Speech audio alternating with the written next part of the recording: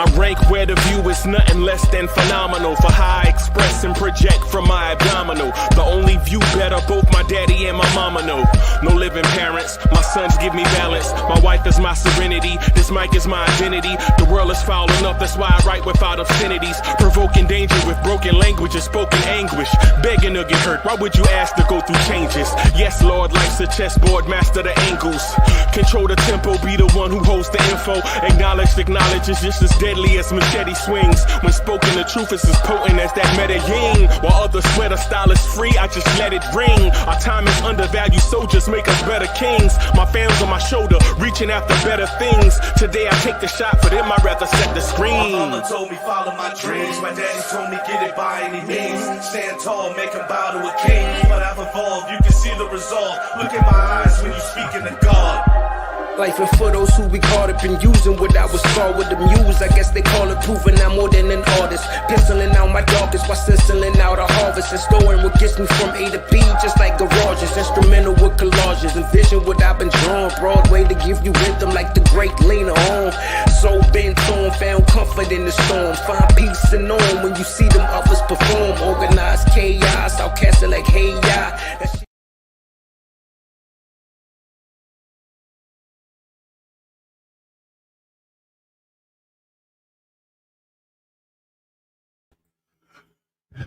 Yo, party people in the place to be. What's good? It's the number one chief rockin' Knicks universe, your main man, Uncle Freezie. Y'all want this party started right. Y'all want this party started quickly. Right? What's good, everybody? Welcome to the premiere Knicks in the Nighttime show. It's your man, the number one chief rocker in Knicks universe, Uncle Freezie. What's good? Salute to everybody out there. Allah Wise is in the building. Knicks Nation is in the building. Call Mega is in the building. The original DSJ is in the building. Me and DSJ gonna be rocking in a little while, man, on vibes and stuff. In a little while. That's the plan. All right, I'm trying to get this camera right. For some reason, the camera is mad weird. Right? Danny Berry Sports Highlights is in the building. King Ribby is in the building. What's good? Yo, Luke Skywalker Visions is in the building. What's good? Yeah, y'all. Welcome to the Knicks at Night podcast. I hope your day went well. I hope your evening went well. And y'all know the nighttime is the right time, right? Salute.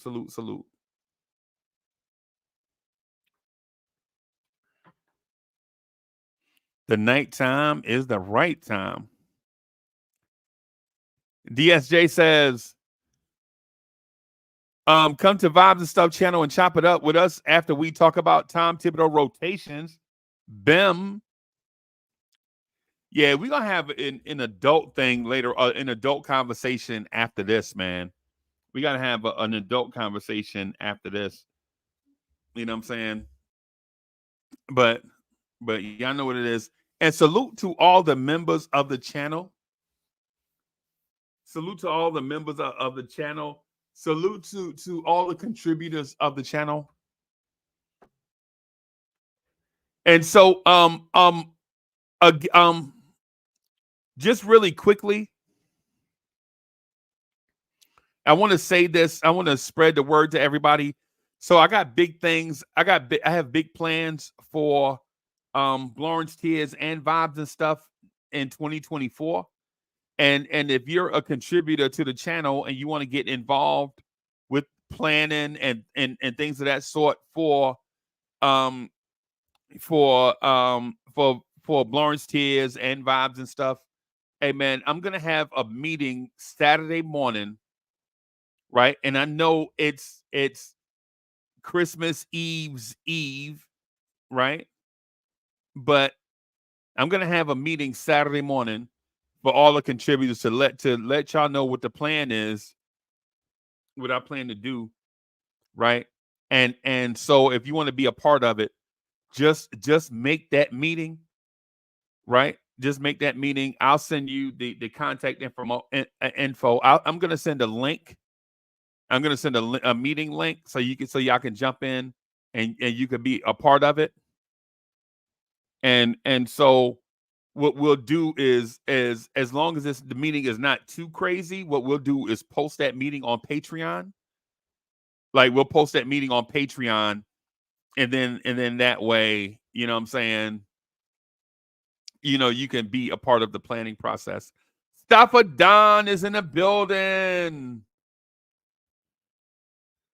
Stopper Don in the building. So if you want to be a part of the wave going forward,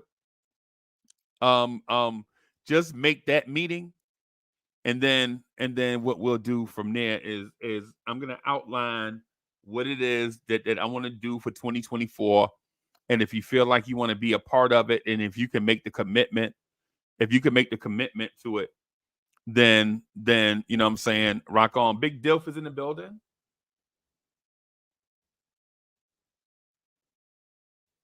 Yeah, man. Yeah, man.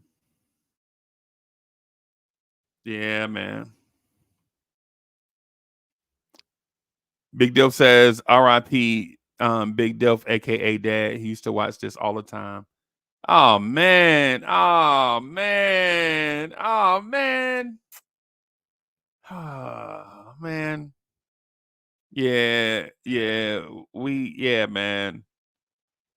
Heck, man, dang, that just hit me. That just hit me sideways right there, man. We need some details, Big Dilf. We need some details on this. You know what I'm saying? We need some details on this, man. You gotta, if y'all have time, man, just hit me and let me know. If y'all got, if you up to it. If not, it's okay, in due time. Yeah, man. Dang, man.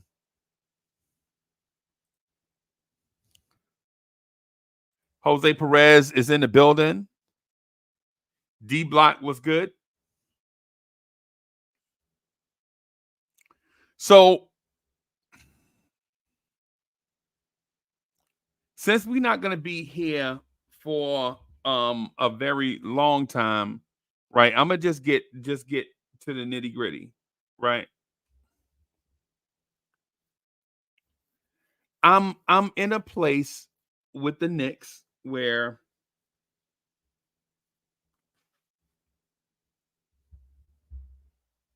I'm in a place with the Knicks that, all right, let me do this.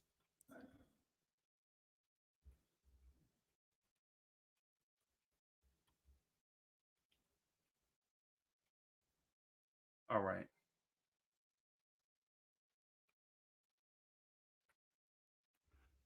So Big Diff, that's the contact info, and for everybody that wants to be a part of the meeting also, man, just hit me up at unclefreezie@gmail.com.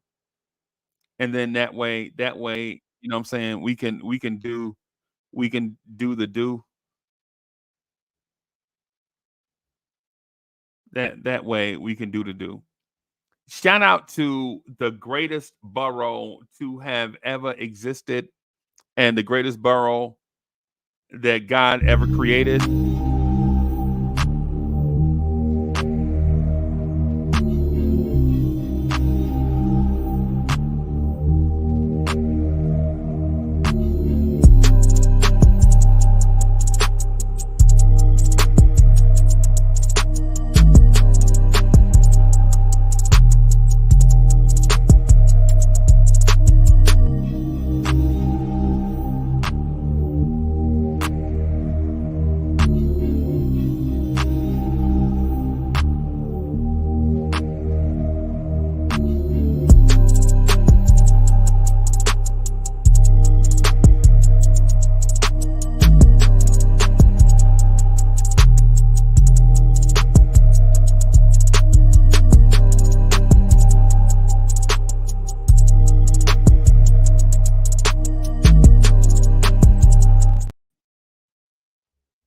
Yo, salute. Yo, why Brooklyn? Y'all think that'd be funny, bro? I'm like, yo, salute to the greatest borough ever created, and then Brooklyn just busting the thing without letting me even. I can't even say shout out to the Bronx. Yeah, of course. Yeah, but, I'm like, whoa, pause. Yo, DSJ, Brooklyn. See what I mean? Brooklyn. Everybody up in here, Brooklyn. Brooklyn, stand up.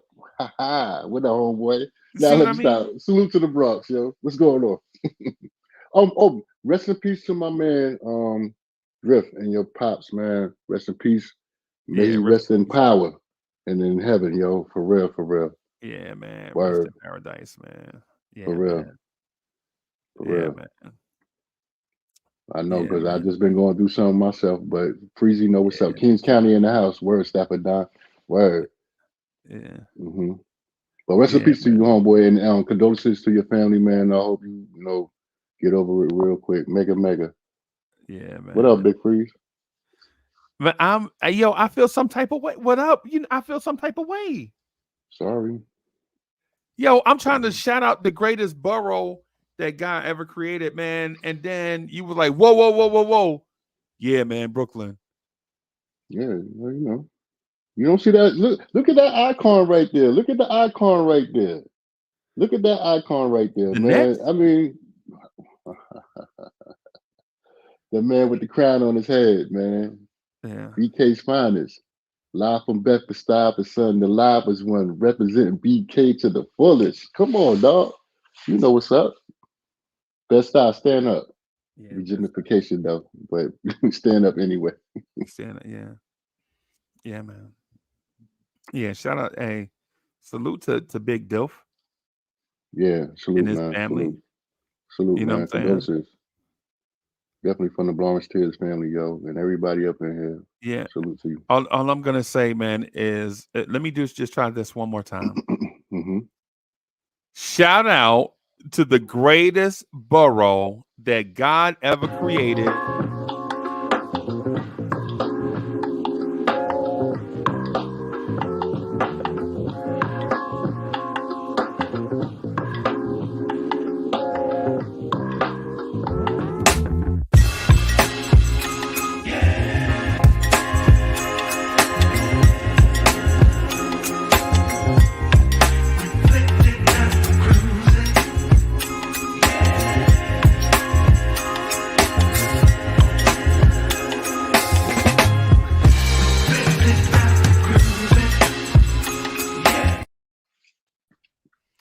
Yo, this is mad hilarious, bro.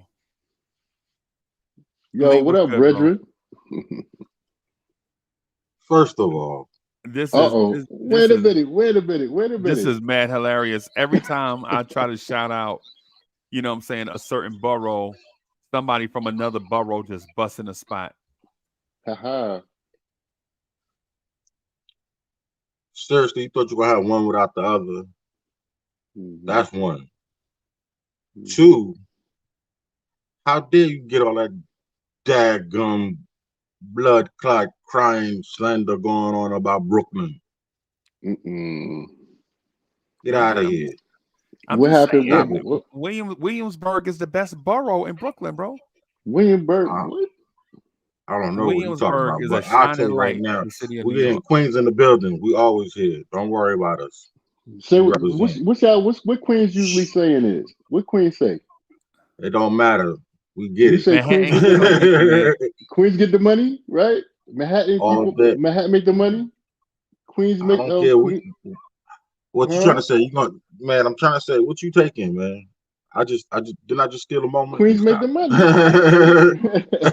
Queens make the money, right? Queens make the money all day. Bro, let me. I'm just Brooklyn gonna try keep on taking it. Nah. Y'all relax. Brooklyn Let me shout out.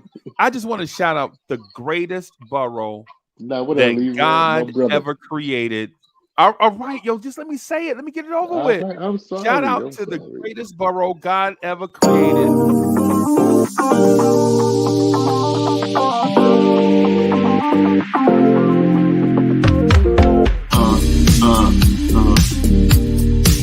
Yeah.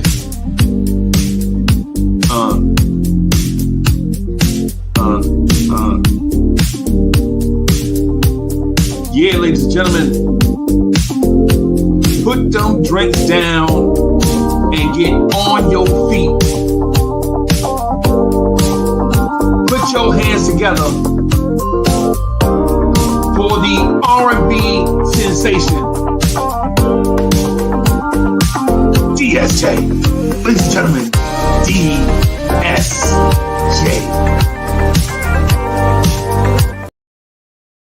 Yo, no, DSJ, nope. I know what Yeah, y'all doing. do it. I got to know. Y'all DSJ. trying to do a Do hostile it. takeover, bro. Do Y'all it, trying to do a hot DSJ. nope. And you know Ain't what? nobody got time for that. Brooklyn in the Nope, house, nope, kid. Nope. I'm gonna say it and get it Just over. Yo, stop. Do nah. or die. That's Y'all right. trying. I see Corey Lee. Y'all had this plan, bro. But I'm gonna just do it real quick. Shout out to Mikey on the beat.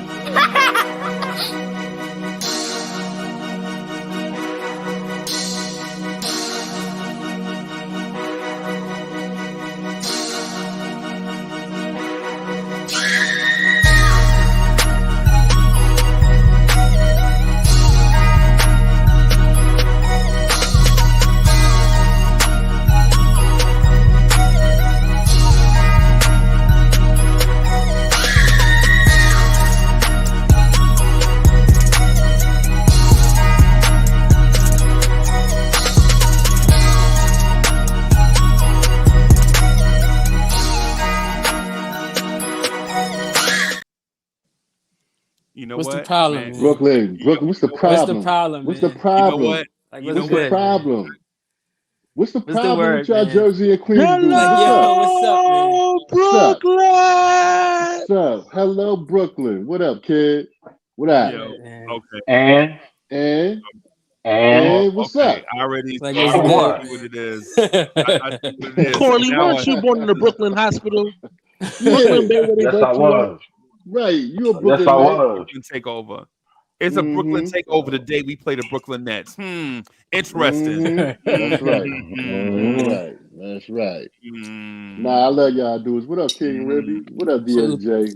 salute What's everybody. good, y'all? For real, for real. Corey Lee. What up? My brother, My what's good? brother. My brother, man. Grandma say what up. And Freezie, you laughed at the pasta salad from the other day. Grandma said she gonna get you. I'm only joking. Nah, man, ain't nothing. Nah, man, you know we love Grandma, bro. You listen. So first of all, I love the ladies. Ladies, if y'all watching, man, I love y'all. Y'all put up with too much from us. You know what I'm saying? I understand that. You know what I'm saying? Ladies, I love y'all. Whether you know what I'm saying, whether you got barrettes in your hair or Grandma better not have no barrettes in her whether hair. you trying to cover it up, whether you trying to cover up that gray or touching it up, or maybe you just letting that gray just She be put out some there. I benzene love in all her y'all. hair. You know what I'm saying? You know what I'm saying? Yeah. Salute to everybody in the chat. Salute to the panel. Salute. Yeah, man. Brooklyn in here Adam, what up? Brooklyn in here trying to take over, man. Yo, you can't have nothing nice, bro. What you mean? We ain't steal nothing yet. We ain't take nothing yet. We just took over. We ain't steal no We're about valuables to. or no. Right. Yo, Yeah, we're about to. Brooklyn keep on taking it. Yeah. Come out of the woodwork The like land of the Coach. crooks. The land of the crooks. Yeah. I And know yo, I'm a crook. they probably should call it Crooklyn, right? Yeah. I mean, that's I should the patent second that name. phrase, bro. Like instead of Brooklyn, just calling it Crooklyn. But shout out to all the Wasn't boroughs that a as movie? well. Yeah, that was a movie by Spike Lee, Crooklyn. I know. Yo, yo, can we just we can't have nothing nice, bro. We can't have That's why y'all moved down south. That's why this Queens dude and this other dude moved down south because y'all can't y'all take ain't the moved heat. me Y'all out can't the handle the city. whole weight. Y'all ain't moved me out the city. Yo, if Y'all can't handle the whole weight. if one more Brooklyn person show up, bro, I'm telling you, it's gonna be 40-inch cables Step drinking white on Clay. in. Step on You know in, what I'm saying? kid. Step on in.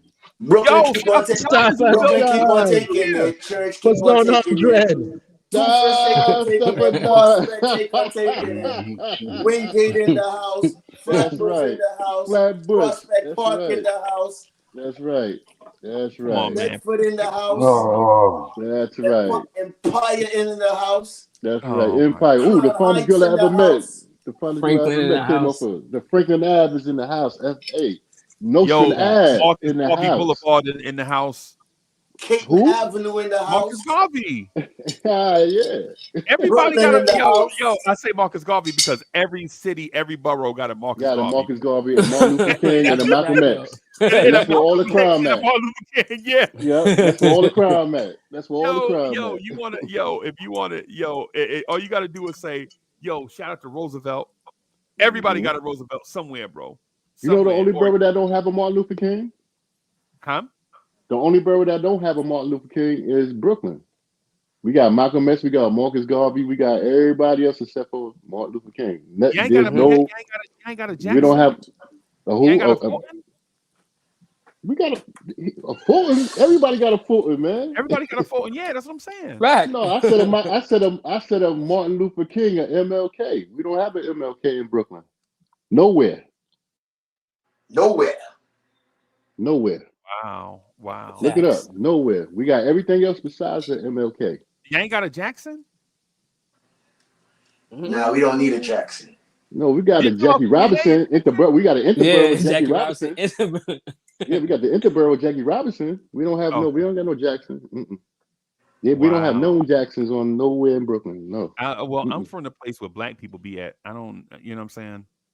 Well, I'm from the place where black people be at. I mean, exactly. We just shout out to Wingate. Shout out to Utica. Wingate, yeah, Utica. They busted down to one lane now, which is crazy. That's a flag, yeah. I hate it. I'm just, hey man, King Ribby, hey, you know what I'm saying, Bully. I'm just saying we from the place where it's a lot of Caribbeans be at. A lot of Caribbeans and a lot of Middle Easterns. That's you know what I'm saying. Where like, you know what I'm saying? I'm not Caribbean, but I love my Caribbean people. I'm not Caribbean. My child is half Trini and whatnot. I mean, you know what I'm saying? I love me some Trini women. Ooh, Lord. Uncle Freezie was on Coney Island Avenue and Avenue D. That's what it sounded like to me. Oh, can't help it, bro. Where the ladies at? Where the ladies at? Not over there. Not over there. Took that D train all the way to Coney Island, car. Oh, I was about to say something. First of all, no disrespect to the second place areas, but there's only one CI really. Coney Island, I know. Yeah, Big Tony. Coney Island, yeah. Come on, bro. Not Central Islip. We ain't talking about hot dogs, bro. We ain't talking about roller coasters. We talking about Central Islip, bro. I ain't talking about no damn Central Islip, man. I'm sorry. No, I didn't slip I knew anywhere. you were gonna say that. I didn't slip anywhere. Oh, see. No, that was me. But bump. Okay, I got you. That was me. That was me. That's why I said my bad, Freeze, because I know how they be. My bad. Nah, we ain't talking about no Central Islip, man. We talking about Coney Island, dude. Come on, wine dance. Come on, we talking about Stillwell Ave, man. Mermaid. That's a fact. Come on, Allah Wives. What up, dude? Last stop, Stillwell Ave. The N, the F, the D, and the N. Yeah. Can we just give some love to? Can we just give some love to Long Island, man, just for once? Of course. Brooklyn is on Long Island. No, Long Island is on Brooklyn. Love to all the boroughs. Facts. Yeah. I love Long Island. Hempstead, what up? I love the iced tea. Oh yeah, me too. The ladies love your iced tea for some reason. Man. Yo, you know where some fine girls at on Long Island? Out there in Montauk, man. If you go out there, woo, Lord. You talking about okay. Yeah, I'm talking about Twin Forks. Yeah, I'm talking about because they got that bread, they got that money, and they taking care of themselves and whatnot. That's what I'm talking about. I'll take the Long Island. I'll take that 495 out there. Yeah, I go on the Long Island Expressway, Long Island Railroad. They out there in Staten Island too, bro. Yes, they are. Staten Island. You're absolutely right. Staten Island got that identity complex, bro. I think Staten Island is like that brother or that sister that you always feel like may be like your half sister, but don't nobody acknowledge it. You know how everybody got that sister or brother that don't look like nobody else, but y'all grew up as brother and sister. They all Wu-Tang out there, man. Everybody running around with a Wu-Tang shirt on. Staten Island is like the brother that got the green eyes and the good hair, but none of y'all got good green eyes and good hair. You like, where that come from? Yeah, you know. I saw them mafia and rich people up there, man. Facts. Well, Facts. yeah. Yeah, man. So, but And you know that's why we stay in the hood. You feel me? yeah, man. Trenches. So I got a question. It's a serious question, man. After last night's game against the Lakers on a national stage, another, in my mind, another Impressive. statement type win. Now, Mm-hmm. I know we don't want to say statement wins and all that stuff, right? But we played the Lakers. We played against the greatest player to have ever played NBA basketball, LeBron James, One of. and Thank you, Stas. Anthony Davis, right? Right. Oh, And man. at their place on the night that they got their banner, this night meant something to them. This night was special to them. They hung up their in-season tournament banner. Wow. They was talking about it too. Kobe is rolling in his grave right now. Yes, he is. For in-season tournament banner. Wow. Right. But I tell you what, if the Knicks had won that in-season tournament, we'd have been feeling very special right now, bro. No. Yeah, we would have been laughing at. Oh, that's the only thing that y'all could win is an in-season tournament. Nah, please. Nah. I would feel good, to be honest. Yeah, because you ain't never. What else you ever won? Listen, I would have been happy, yes, but that's not what I want, bro. Yeah, job not done, but still, it's an achievement. Bro, Larry O'Brien a bust. Right. Well, I mean, Hey, y'all say that, but the NBA Finals is not played in December. I know that. Because right now, that's why the Lakers is 1-3 after winning the in-season tournament because their ass is tired. Right. But I'm gonna say this. Can I say this? I want to say this one thing. Now I'm not gonna lie. If we'd have won it, okay, yeah, I really would have felt good. But I would still. Exactly. This is not the goal. This is not the goal. You understand what I'm saying? This is something to build some momentum off of. This is to hopefully open up some eyes. But you know what? I don't care about nobody else's eyes outside of who's not in the Knicks universe. If you're not in the Knicks universe, I don't care really much. You know what I'm saying? Too much. I kind of phase you out because I'm focused on my Knicks and whoever they play next. You know, so if outside media ain't loving us, I don't care as long as we love us. That's the most important thing. But now the thing I'm trying to get to is the main thing: the moolah, the money. I want to bring that MF home ASAP. You know what I'm saying? So I can be like, yo, I'm definitely coming home now for this. I can't miss this. I gotta see what this is gonna be looking like. You know what I'm saying? I gotta feel the effects of watching that trophy come right down. You know what I'm saying? The Canyon of Champions, like my Giants did, like the Yankees did, like the Mets did. You know what I'm saying? The Rangers did. You know. So let me reciprocate something real quick. Do you think that? I don't think it's bad. Do you think that was an embarrassment for them last night to lose against the Knicks, even though they put up that doggone banner? Yes. All right, go ahead. Speak on it. It was a punch in the mouth. Yes. It was a punch in the mouth. We're not the laughing stock, Barkley. Before we get too far away from, so I already had some other stuff planned. I wanted to ask y'all about in order to get to a certain point. The thing that I wanted to speak to y'all about is this: after last night, right? You saw your roster step up on the biggest stage for that night. On that night, the Knicks were on the biggest stage, and two of your much maligned players stepped their game up on a national stage, right? So what I want to ask you guys is this: did their games last night reinforce how you feel about each superstar or each Knicks star? Or do you still feel as if the Knicks need to take Brunson and Randall and trade for Giannis? That type scenario. Do you feel like the Knicks still need to take a Brunson and Randall and RJ and try to trade for a Jokic type situation? No, taking it too far. Yeah, you moving. That's the reason why I'm asking. Because I think that last part. Here we go with the cat talk and stuff like that. I don't think nobody wants to trade those two players for Giannis. Facts. Okay. I can see that but we could answer the first part of your question. Well, let me say this though. Yes, that is how some people think. People DM me and reach out and email the show and say things like that. What I would say if I was Staffa is if I'm Staffa, because I think we both agree that we're not in that group that would want to do something drastic like that. Right. But you can't speak for everybody because bro and Staffa, and I know you new to this. I know you just started doing this the other day, right? And this is sarcasm, by the way. This is sarcasm. I know you just started doing this the other day, but in case you hadn't noticed, Knicks fans can be crazy at times, bro. And I don't know if y'all noticed that or not, but Knicks fans can flat out be wilding out, you did bro. a good job. Man. Oh, you just got to go on Twitter. They on there.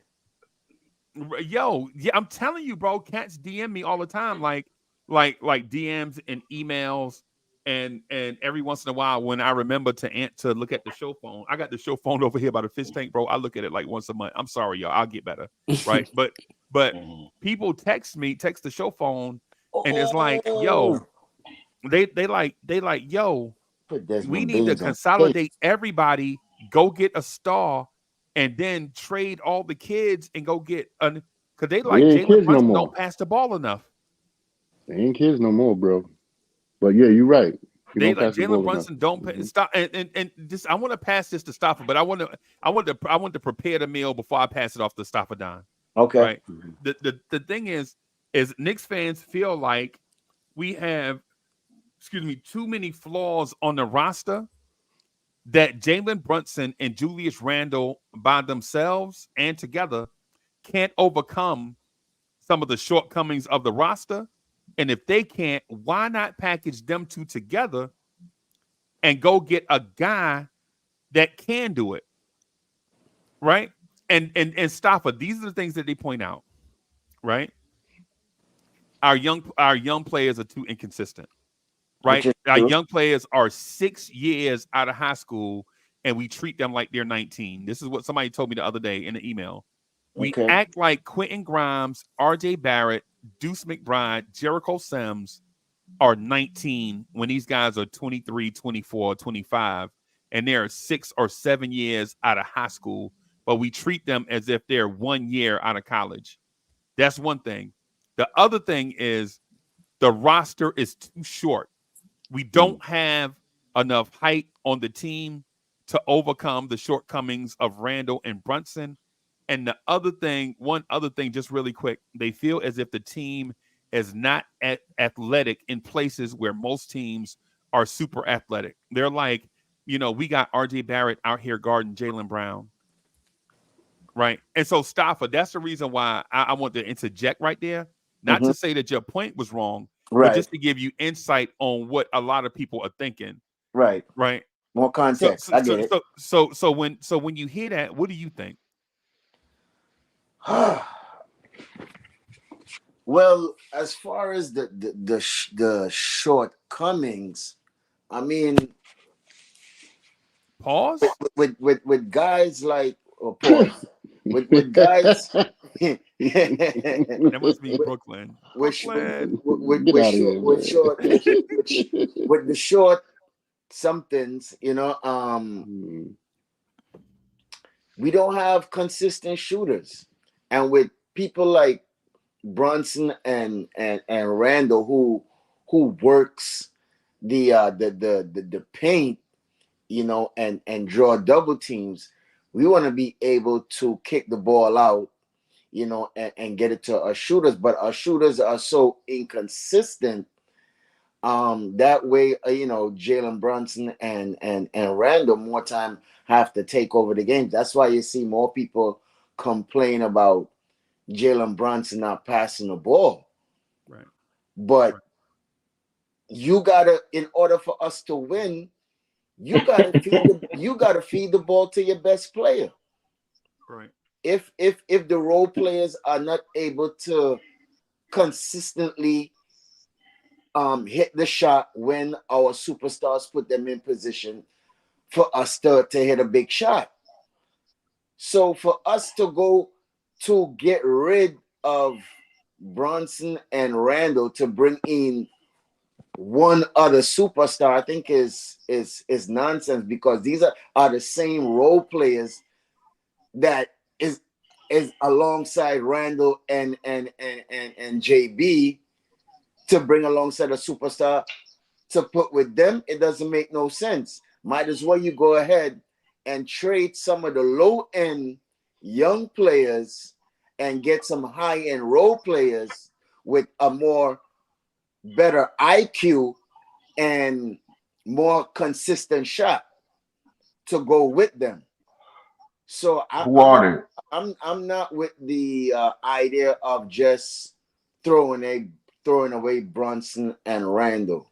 Now, if we're gonna get a superstar or a star, it has to be around young players, Fournier and a couple picks to go, maybe even RJ. I'm sorry, to go to make up the money, because we are under the hard cap with this new CBA. We have to be matching salaries in order to get a Pacific player, right? So, yeah, that's what I have to say about that, Freezie. It wouldn't make any sense.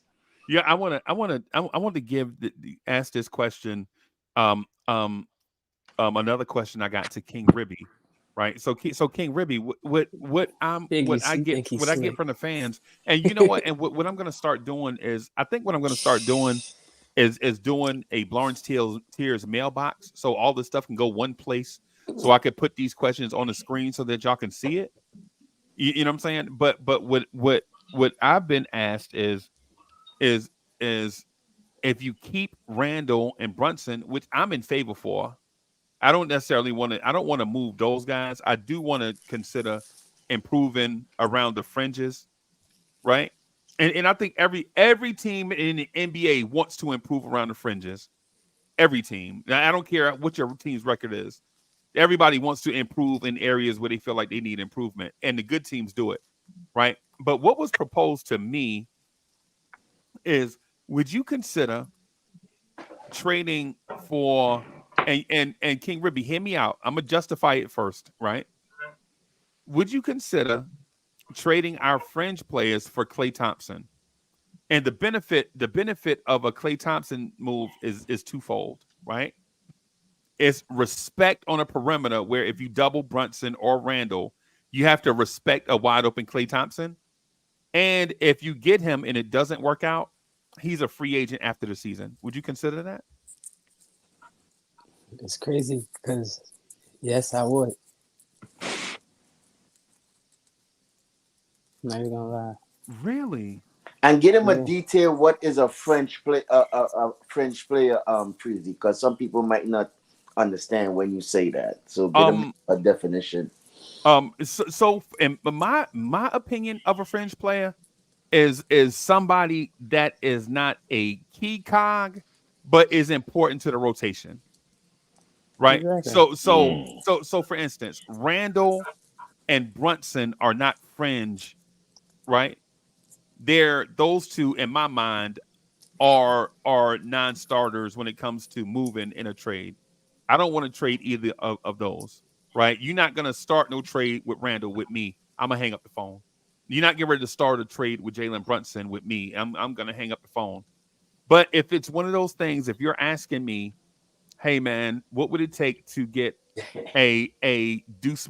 Can I start with Deuce McBride and Jericho Sims, and then maybe add a Quickly and or Grimes to get a Klay Thompson, an Evan Fournier, something to match the money. That way you guys can get Klay, and then that way the guys you send us can help us on this championship run. You know what I'm saying? Because in my mind, and Emmanuel Quickly, Quentin Grimes can definitely help Golden State's second unit, right?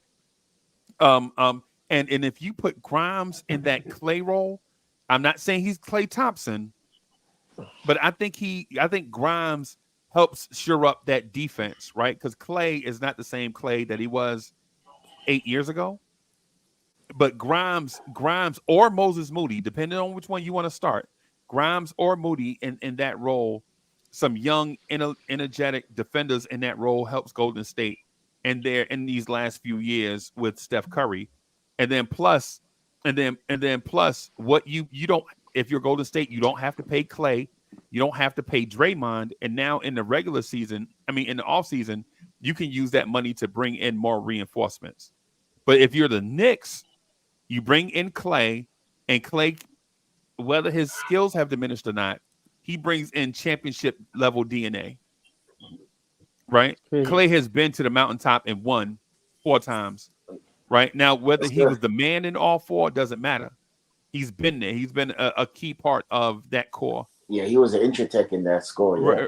Right. So when you double team, when you trap Jalen Brunson on one side of the floor, y'all know when Jalen Brunson go right, they always trap because he got a hard time passing left. We all know that, right? We all know that, right? When he goes left, they don't trap because he can dribble his way out of it and weave into the paint and use his legendary footwork to get his shot off. But when he goes right, he can't do it. And an example of that is how our series ended in Miami in the playoffs. Remember, he went right, he got trapped, and he couldn't pass the ball back around the floor, couldn't dribble back out. But if you have Klay, say if Klay Thompson was where Josh Hart was at, will we still be having the same conversation about that series? Or does Klay Thompson get that wide open look for 3? It's a make or miss league, but I'm giving that shot to Klay every day. He ain't the same Klay though. It don't matter. Yeah, he ain't the same Klay though, but you gotta understand he's still clutch though. I hear that. We're not asking him to put the ball on the floor. No. I hear put the ball in the hoop. In the corner, and put the ball in the hoop. Doing. But that's last year. Right? And I hear Freeze. What are you talking about? I'm just putting both sides of the thing. It's just a thing to make us think about what we're actually asking. Klay, last 10 games, Klay did good. Tonight, he's back in his rhythm. He won tonight. They won tonight. Boston tonight. Oh, I got to peep the game. To put Golden State up to win the game tonight. Yeah, because everybody was saying like Klay, he about to he out of rhythm and stuff like that because he's losing touches and stuff like that. But now he just back into it. So y'all would trade our 2 beloved. No. We will trade low end role players. All right, to be honest, hold on, Ricky. I'm pinned such as Grimes. I'm pinned Fournier. Fournier. And a couple picks to match Klay Thompson. Got you. Okay, cool. I'm with it. To be honest, you probably got to pit like Didi or something like that. No, you said RJ. You said throw in RJ, right? Ribby? I never say throw in RJ. No, sure? I said throw in RJ if we was a superstar or a star. Okay. My bad. I'm sorry. But I agree with y'all. I agree with you about Fournier and Ron. Yeah, okay. I said, to be honest, and DiVincenzo, because that's the contract, because we don't make like $40 million. Okay. So. Yeah, I could deal with that. Okay. I could deal with that. Yo, I gotta mix this thing up in here. It's too much Brooklyn in here. All I'm gonna do is say, yo, it's so much Brooklyn in here. I'm just gonna put up the bat signal and see if I can. Yo, somebody not from Brooklyn, come in the chat and help Uncle Freezie.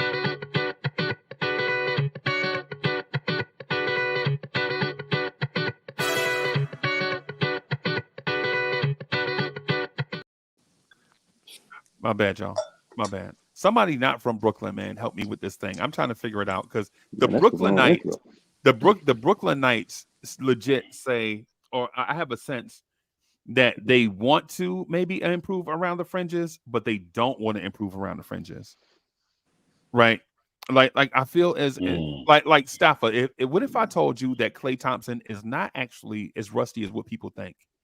What if I told you the media narrative is that Klay is washed? But if I told you his numbers, If I told you his numbers are just as impressive as Freezie, hold that thought. Klay Thompson tonight, 24 points, 6 of 15 from 3-point land, 4 rebounds tonight. Right. That doesn't sound washed up to me. That sounds like 40% from 3.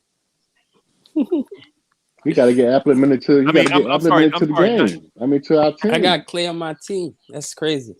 Yeah, and but here's the thing though. If you trade for a Klay, and Klay doesn't work out, say Klay comes in and he just gives you 17 points a game on 40% from 3, ain't that about what Quickly giving you anyway? Better than any of our starters right now. Yeah, on the second unit. Yeah. Salute Soulfinger. What up, homeboy? What's happening there, Bully? What's What up, happening? homeboy? Hey, what's happening, Stafford Dunn? I ain't seen you since So, we did with the Finger, my sardine home. God. My NBA 101, homie. Yeah, man. For sure. Long time I ain't chop it up with my dog, man. Me and Queen was talking about you the other day, man. Miss you, dog. Yeah, man.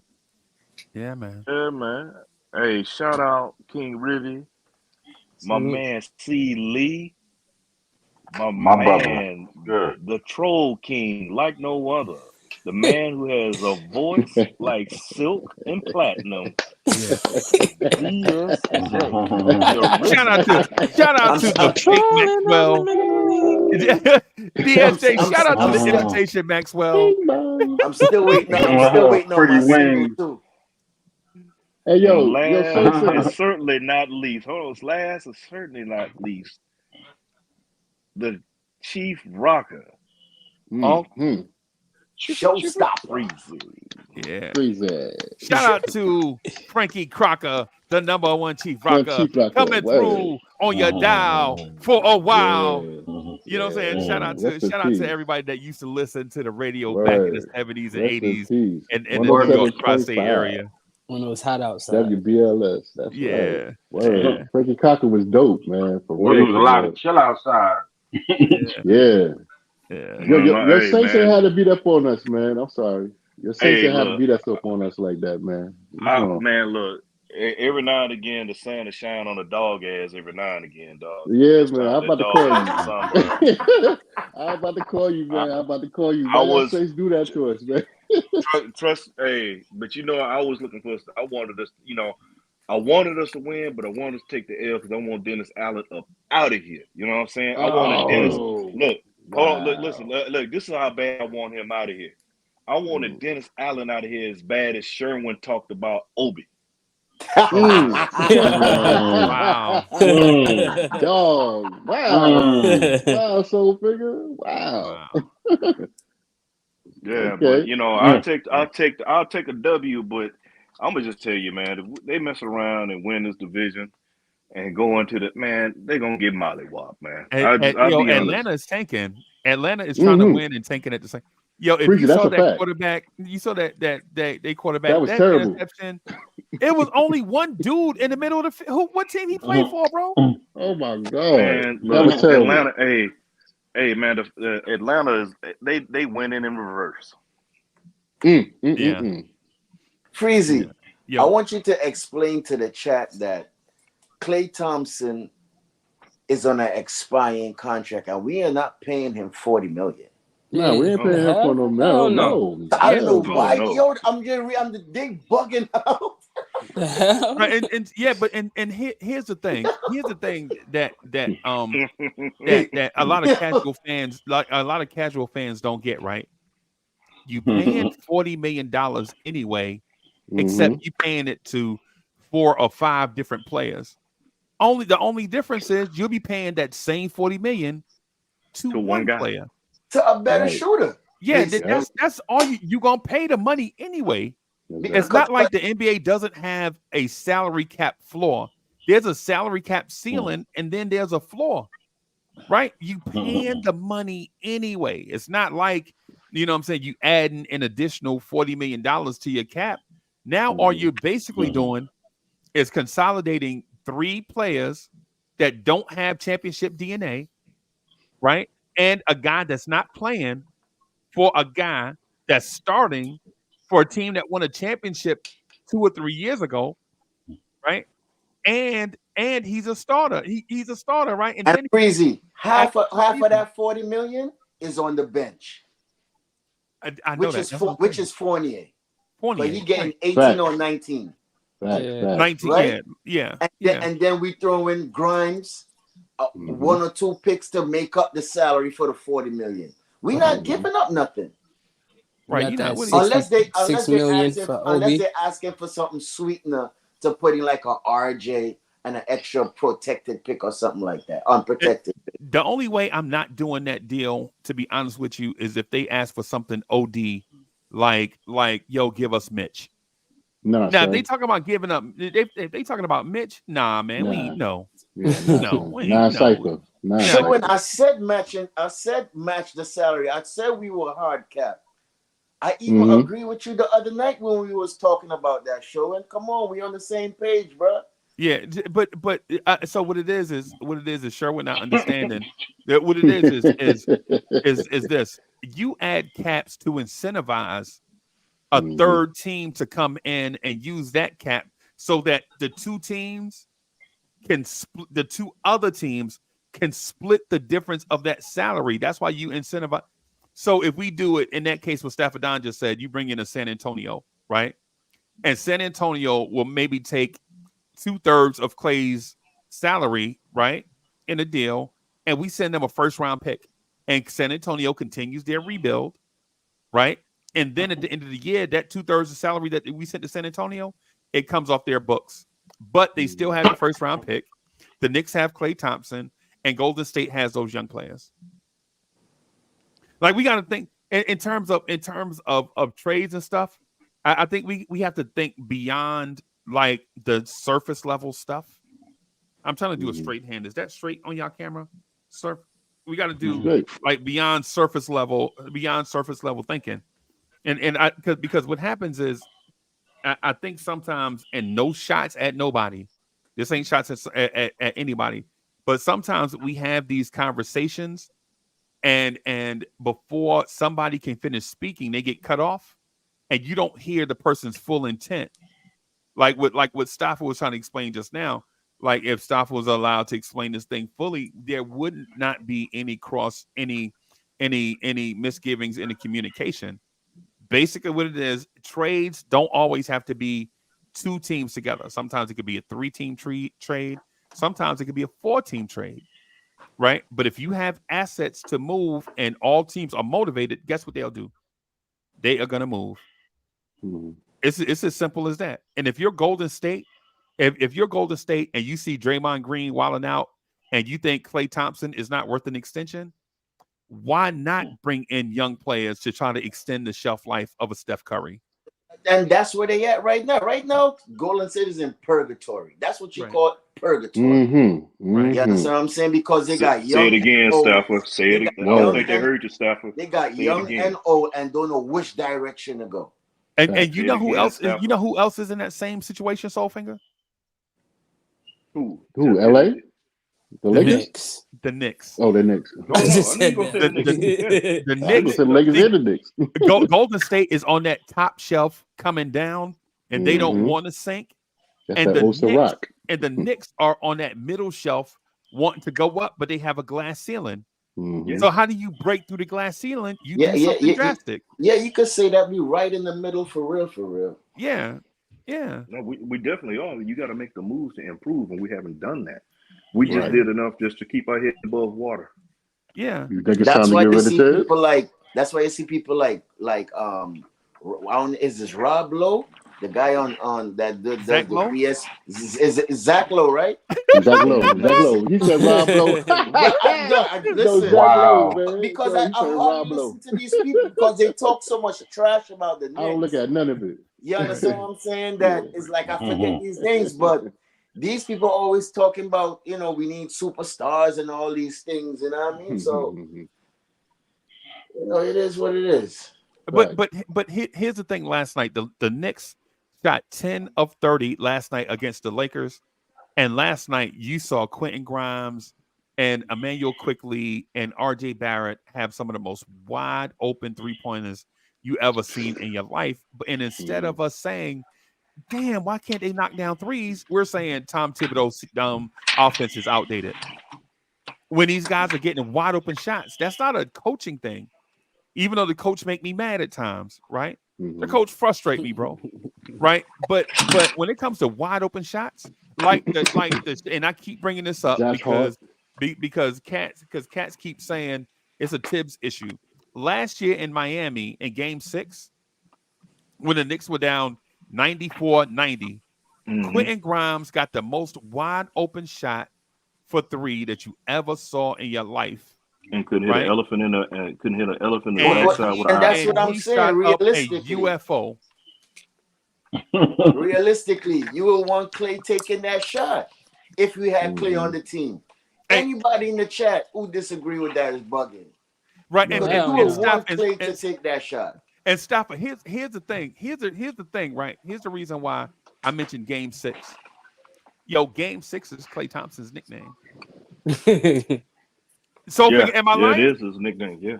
Am I lying? In that Game 6, if we had Klay, you don't think Klay Thompson? That's his nickname, bro. Yeah. And so while we can't revise the past, I'm not saying that we should explore revisionist history. What I'm saying is if we look at improving around the fringes, because I think the majority of us want to improve the team somehow. And at the same time, Soulfinger, we don't know how to improve the team.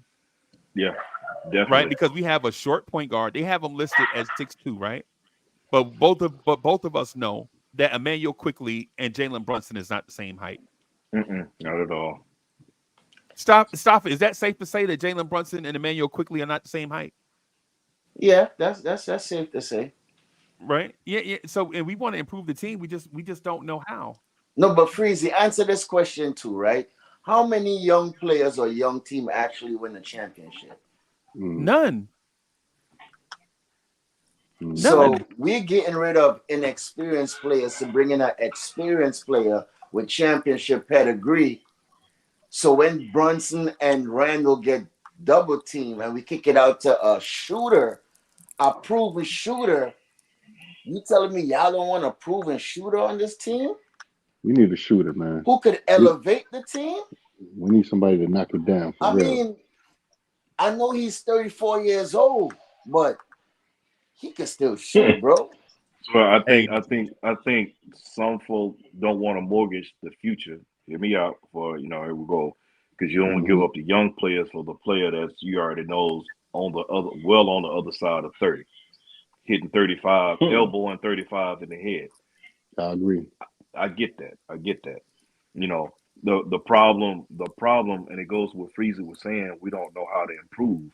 But the problem is we had opportunities to improve, but we skipped those opportunities not once but twice. Not once but twice. And what I mean by that is in the draft, you still have to bring in younger talent to look down the line for your future. We were never that nice or that sweet to be overlooking the draft. And then too, you got to make sure you draft the right way. What have we been drafting? When we did draft? So check me out. Yeah, guards. But so check me out.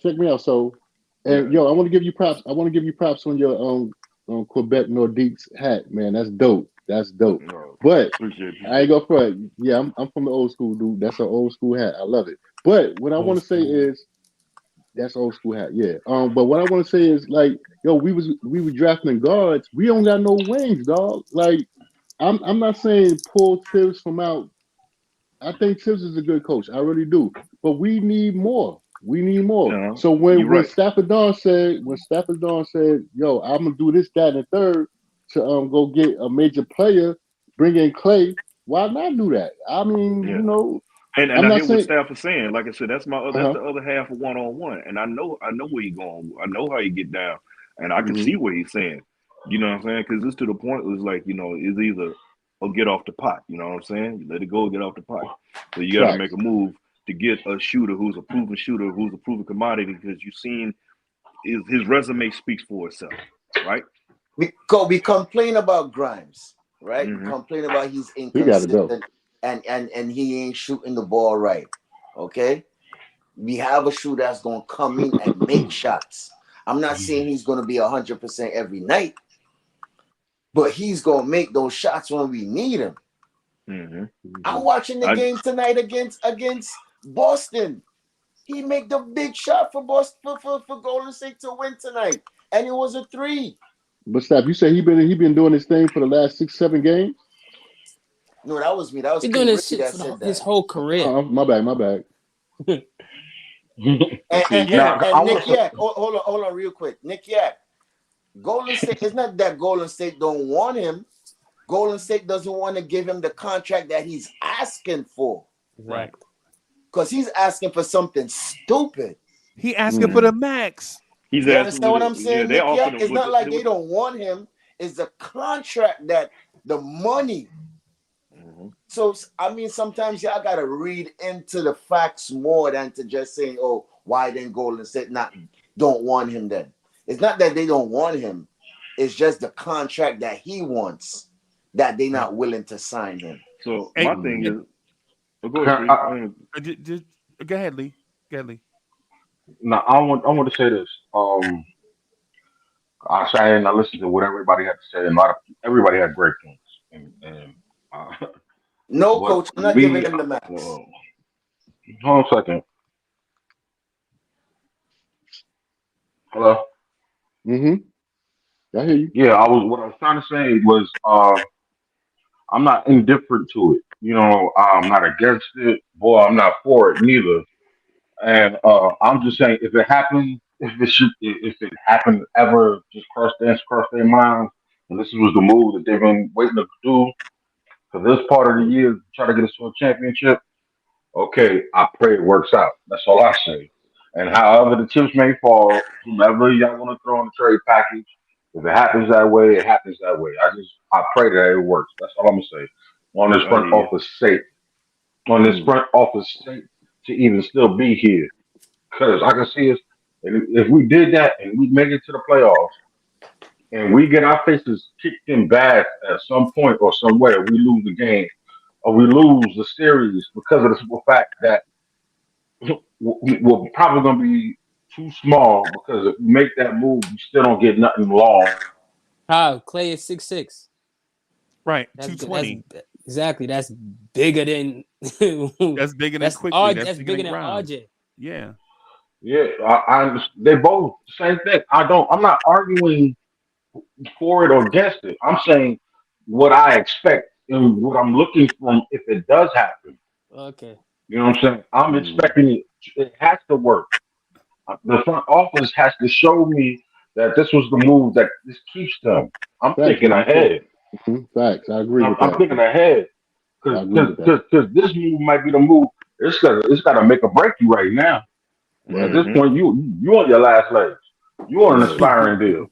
And then, all don't give no communication. The front office, the FO, you know what I'm saying? Whatever they do. I mean, they say Klay Thompson on I hope it. Hold on a second. Stop it down. Pause for a second, dude. Listen, what I'm trying to say is that they put themselves in this thing, this area. You know what I'm saying? This team and everything right now. It's like I just don't want it to be a desperate move. You understand what I'm saying? I don't want to be like this has got to be it. And if it is, let's make a break. And it's not going to be what it's going to. Bro. But you know what? Corey Lee, I think you're in the mix a little bit.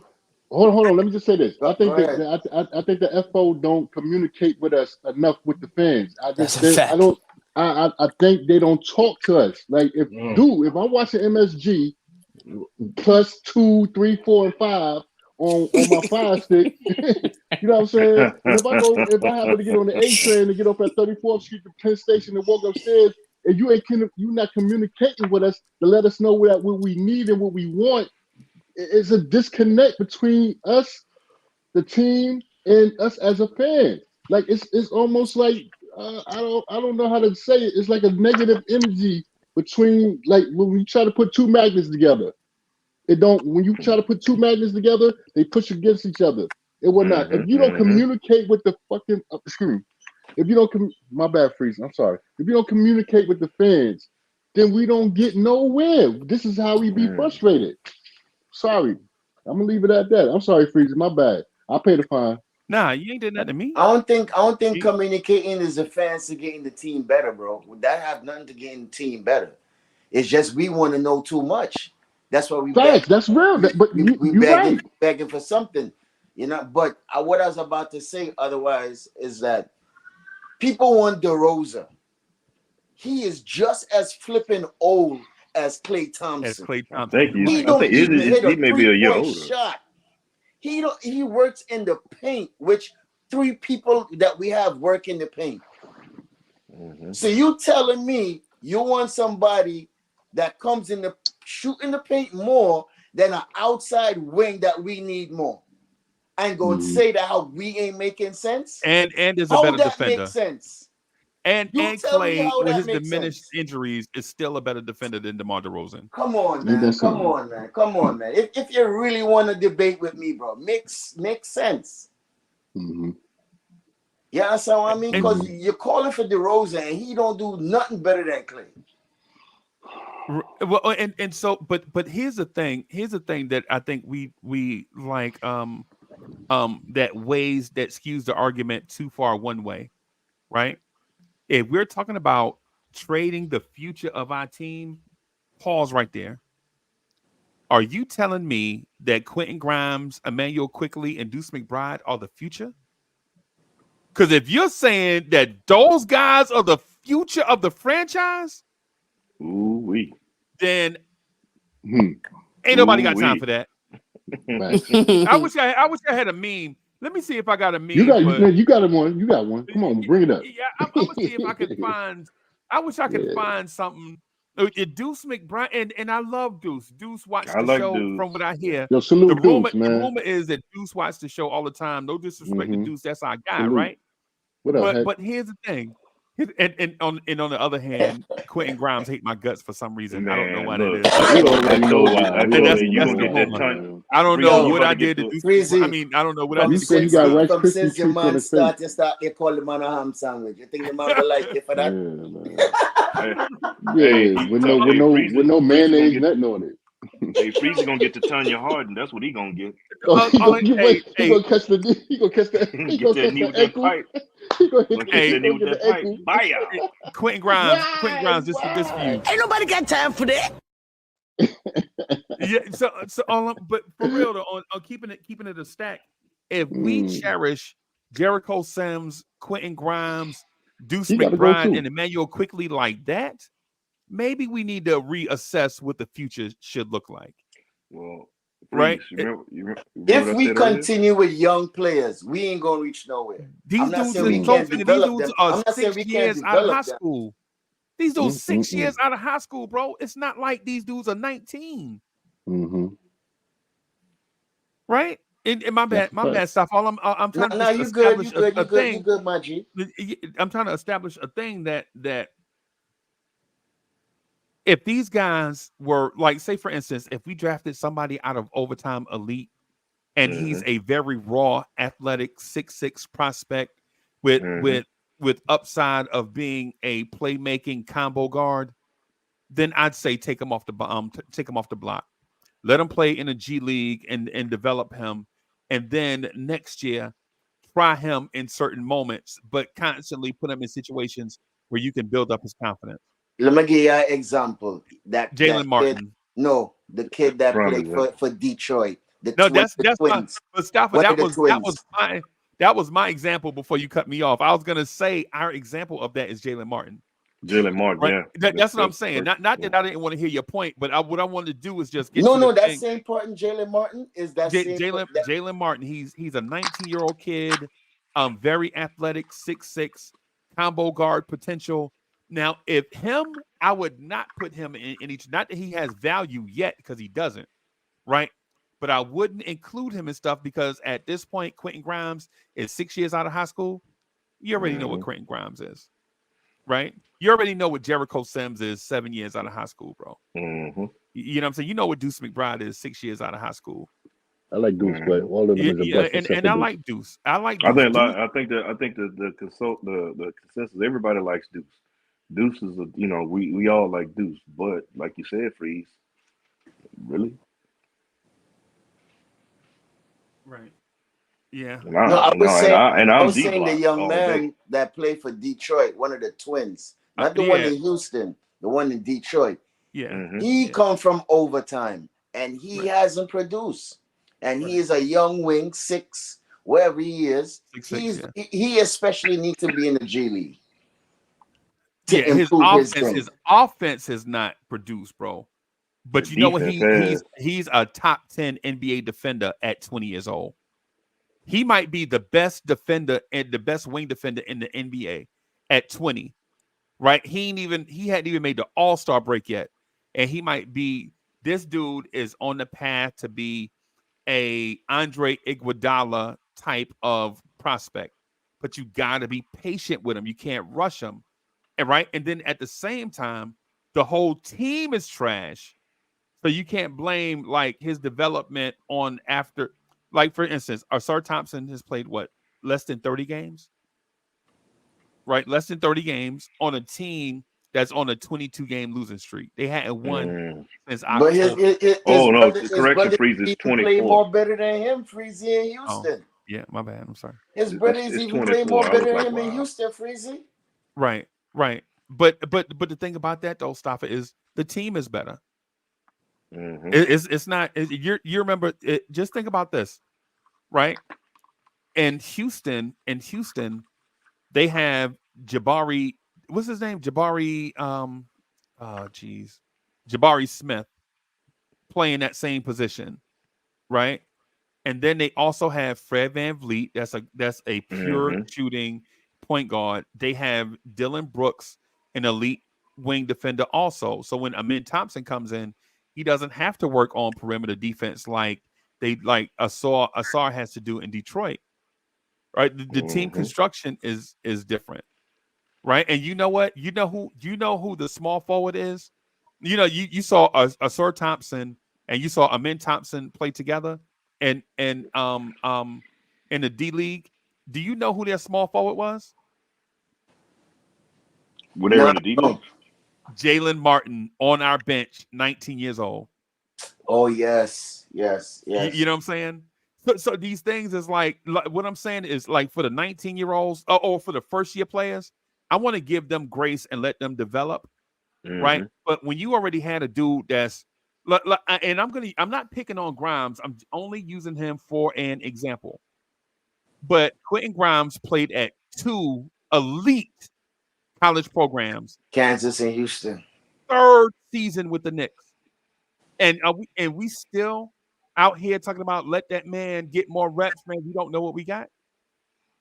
That man played at the same college that Wilt Chamberlain played at, Kansas. That man played at the same college as Hakeem Olajuwon and Ralph Sampson and Clyde Drexler played at, Houston. He came to the same organization that had one of the greatest point guards to ever play in Clyde Frazier. And now playing alongside of the point guard we feel like is the future of New York Knicks basketball in Jalen Brunson. And yet he has yet to make that step to that next level. Is it his fault? Maybe not. Maybe not. But what I'm saying is instead of giving valuable reps to a guy that's not going to help you win and to a guy that's not going to be a part of the future, if it's a net zero, just go all in on a guy that's going to be a part of the future, a high-end prospect that's raw. Right? And how I know the Knicks are invested in it in this type of thinking, because they had a guy in a similar situation named Obi Toppin, right? Who was 3 years out of high school, right? 3 years with the Knicks, and they like, no, we ain't got time for this. We ain't got time to develop a dude that's going to be 7 years out of high school. So we're just going to trade him for 2 second-round picks. And you telling me they can't do the same thing for Grimes and Quickly, who I love, by the way? I love 2 Quickly. second-round picks and a bag of fun. Yeah.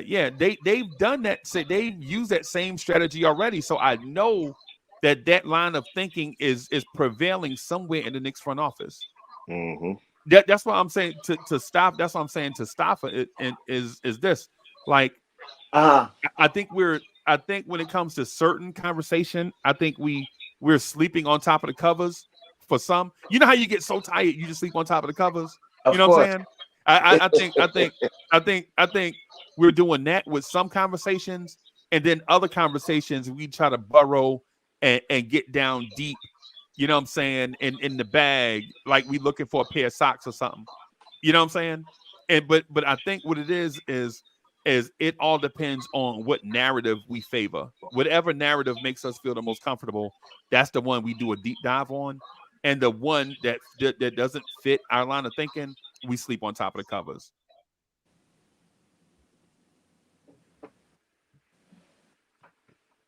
Freezie, you just came up here with a full clip.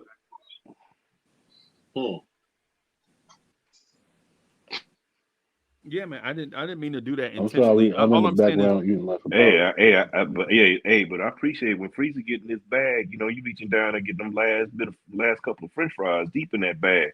I can dig it. Look, Soul Finger, me and you been around Freezie for a while, so we know. You can't just come and Freezie anyhow and say anything to him. You have to make sure you know what you're talking about. Yeah. In the mortal words of my man Spice Adams, when you talking to this man Chuck, that's a for sure right on. That's a for sure right on. I love when he say that when he in the van. You know how he always be in the van?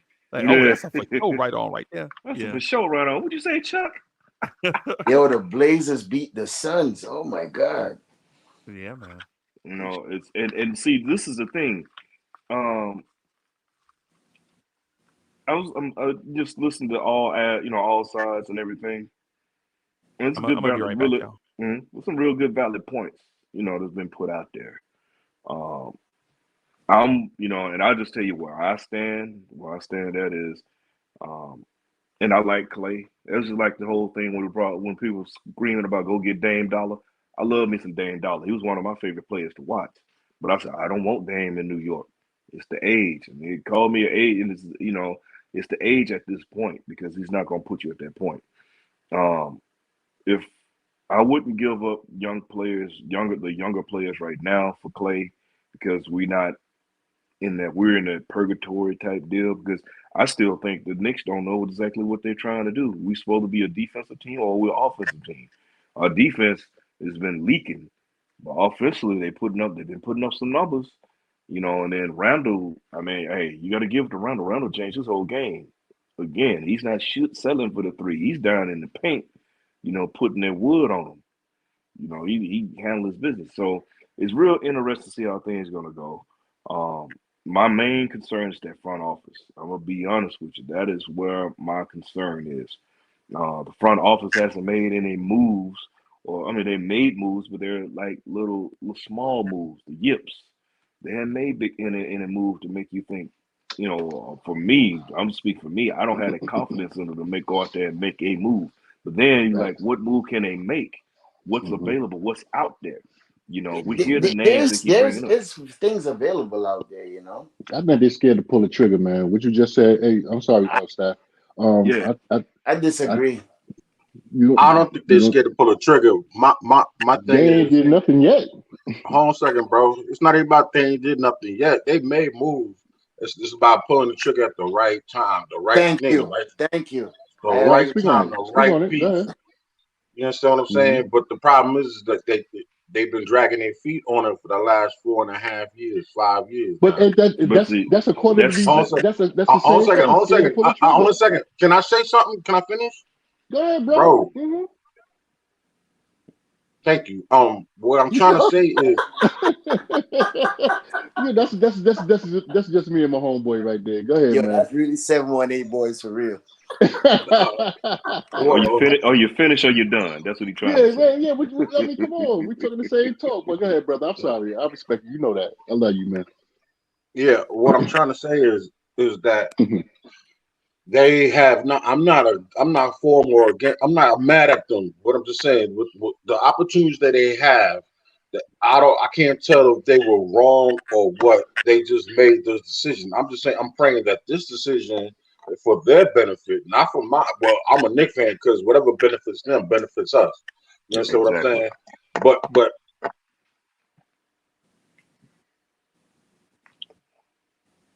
Oh, see, Lee was cooking. He was getting to.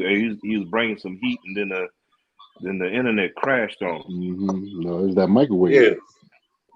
Whatever, bro. Come on, come on, microwaving in your mind. But my point to you, homeboy. Exactly, it's stewing. Turn it off for a minute. I did. Go ahead. No, make your point. I'm sorry. Yeah, go ahead, bro.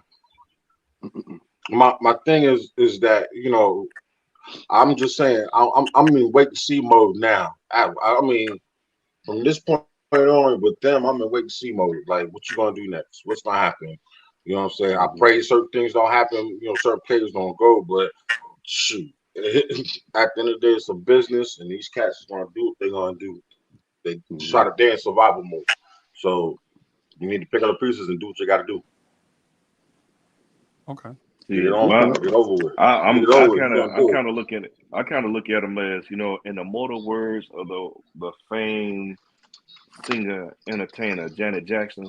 What have you done for me lately? Boom, boom. Because I look at it like we don't have. I said it. I didn't like how the team, to me, just don't have a balance. Sorry, y'all. My bad. Yo, somebody playing cards or somebody shuffling? No. I was wrapping my pasta salad. It is on balance, but they banking on, as the big C word, continuity. Yeah, I mean, I'm good with continuity. Consistency. That is what they banking on, right? even though the team is unbalanced, they feel like the team has a good chemistry. We went to the second round with this team, and they trying to take a fly with just one move that they made, which was the Devo, right? Mm-hmm. So I feel continuing because no superstars is available. Let's be serious. Yeah, run that back. And like Ron would say it again. There's no superstar available. Mm-hmm. So what we have to do is go after the high-end role players, like the Bogdanovic, the OGs, the DeAndre Hunters, the whoever that y'all feel like it's a good high-end role player that needs to come in, because every one of those superstars is locked up. Mm-hmm. So in order for us to move on, we need to find high-end role players and bring them in and sub out these young guys that is not doing it, because we're not going to move anywhere if we keep on with these young players. I'm not saying that we can't develop them, right? But it's going to take too long. How long are we going to take to get a ring? Facts. And y'all see what State saying in the chat. Go get Andrew Wiggins, Kuminga. Go get I forgot the other cat, Marcus Smart. Like we really got to make some moves. Of course, they are options. We got to make some moves. They got options out there. You don't have to go for Wiggins, the big name. I mean? It's just I like Wiggins. I like Wiggins, man. I think he need a new. My bad, Stafford. The right fit. My bad, Stafford. I think that Wiggins need a new change of scenery, man, for everything that he's been going through for the last couple of months or a year or so about with his little shorty and whatever, his homeboy, how they connected. I think he need to come from the left coast and come over to the East Coast and whatnot on some real. I think a change of scenery would be very, very good for him. Stafford said Hunter. And I like his game. Oh yeah, DeAndre Hunter. Hunter. Minus his injuries, but man, that he's a long wing that can play defense, that can put the ball in the hole. So man, I'm not big on Hunter, but y'all go ahead on that one. So I like You Hunter. got Man. Everything's Right, cool man. until y'all say Hunter. I mean, we have is all good options out there. Everybody that they say in the chat, from the Marcus Smart to the Patrick Williams to the DeAndre Hunter, you know what I mean? High end role players that's gonna rebound the ball, And they power athletic. forward, wing type with length. Those are players. Those are players that can make a difference to the team. Exactly. Mm-hmm. You know what I'm saying? They bring something. All those players that state the name and then you name Stafford. Those are players that can change. They can change the trajectory of this team, the whole outlook and everything of this team, and bring in the give us more balance than what we have. You know what I'm saying? I like Sims. I think. I'm sorry. I'm sorry. No, go ahead. No. I was done. No. I was gonna say I like Sims and whatnot. I know he a nice young kid. He quiet and everything, but to me he a little stiff. Like he's stiff. He got body. He got mass. He could jump out the building. Like he could bump his head on top of the ceiling. But he just don't get it. Like he don't. He's not. His timing is off all the time for some reason. It whatnot. You know what I mean? And the reason. Yeah, I know the reason. What? All that hair? No. Shout out to all the light skinned brothers with good hair, bro. Oh, all right. Here we go. Right. Everybody, Bully, everybody not gonna be 1159, bro. Everybody not gonna be that. You know what I'm saying? I got you. Bully, you gotta remember everybody ain't gonna be under the bed, bro. Yeah, this is true. This is true. Yeah, man. Everybody. Freezie. Everybody don't get out the car. Hey, everybody can't get out the car and the oil light come on, bro. Yeah. Oh, thank you. Yeah. Yeah, man. Everybody ain't gonna be black like Folgers. You know what I'm saying? Everybody, you can't call everybody Folgers, bro. I'm not using that to be, you know what I'm saying, to put my light bulb on when I gotta go to the bathroom. But what I'm just saying is he is stiff to me sometimes and whatnot. Yesterday, not yesterday, it was the other day. But he got dunked on by homeboy. The reason is, and this is what I keep telling everybody, and nobody wants to listen to me now. But come this summer, everybody gonna be like, Uncle Freezie, I told you this way back, and I'm like, no, you didn't. You heard me say it in November and December.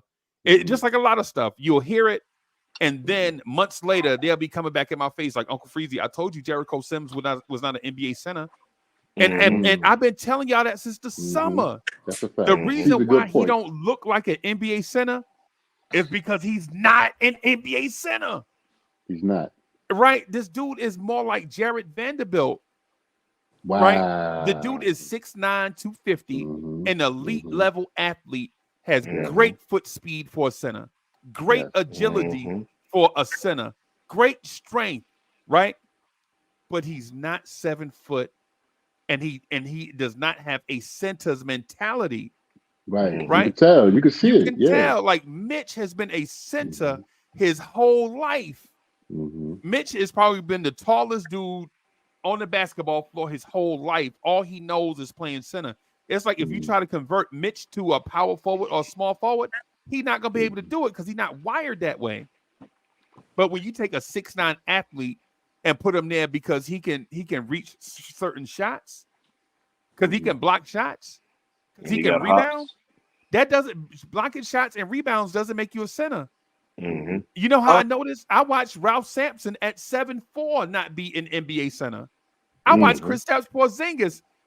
It took Porzingis 6 years to be an NBA center. And he's 7'3". He's dope. Yeah, he's dope. Right, y'all remember Porzingis' first few years in the league? What position Porzingis playing something, man? They tried to put him at center, and I'm like, bro, no. He ain't it. Yo, Porzingis. Yeah, before he matured, Porzingis was a 7'3" power forward. Power forward, yes, exactly. And originally, and correct me if I'm wrong, when when Mitch was going to be, I mean, you think about it, if he would have still been there, you would have had Mitch. Mitch would have been the center. KP would have been your power forward. We would have been right. Right. Dangerous. Oh, that's a chip right there. That's a chip right there. But see, that's just like with Dirk, because remember before they were trying to make Dirk a center, and then Donnie Nelson was like, no. Bringing Tyler, bringing Tyson, Freezie. Yo. He's from Texas, right? Jericho Sims. That's what school you went to, right? He's from Minnesota, but he went to Texas. Right. Okay. 4 years, right? Yep. And he was a backup for 3 years. He was a backup to what's his name in LA? Mo Bamba. Jackson Hayes. Greg Brown. Yep. Yeah. You know, but his combine, because people saw him jumping, his head was bumping, hitting he head butted the moon. It was like, oh damn. Right. And so White Falcon says Trace Jackson is 6'9" power forward who plays. Bro, that's what I'm saying. This is where your arguments have flaws in it. This is where we shooting ourselves in the thigh like Cheddar Bob, right? Right. Everybody 6'9" is not a bro. Legit, I'm a tall human being, right? Oh, that right. I'm a tall human being, right? Right. Me and RJ Barrett are probably around the same height or so, somewhere in the neighborhood, right? That doesn't mean I'm an NBA player. Me and Ron from Still Knicks fans and me and Greeny Cover the Spread are all the same height, right? We ain't out here playing for the Knicks. Just because you tall, just because you're tall doesn't mean, or just because you have the same dimensions as other people doesn't mean you look, how many 6'6", 214-pound shooting guards you've ever seen? Michael Jordan size. How many of them are Michael Jordan? Not a lot. Ray Allen, maybe. That's about it. Yeah, that's what I'm saying. Just because somebody is, it just goes into that same point that I'm making. Hey, Soul Finger. I look like David next to Freezie. He's Goliath. He had you. Don't tell me. He had you looking like Webster. What? Webster. Oh man, you done pull something out your sock, boy.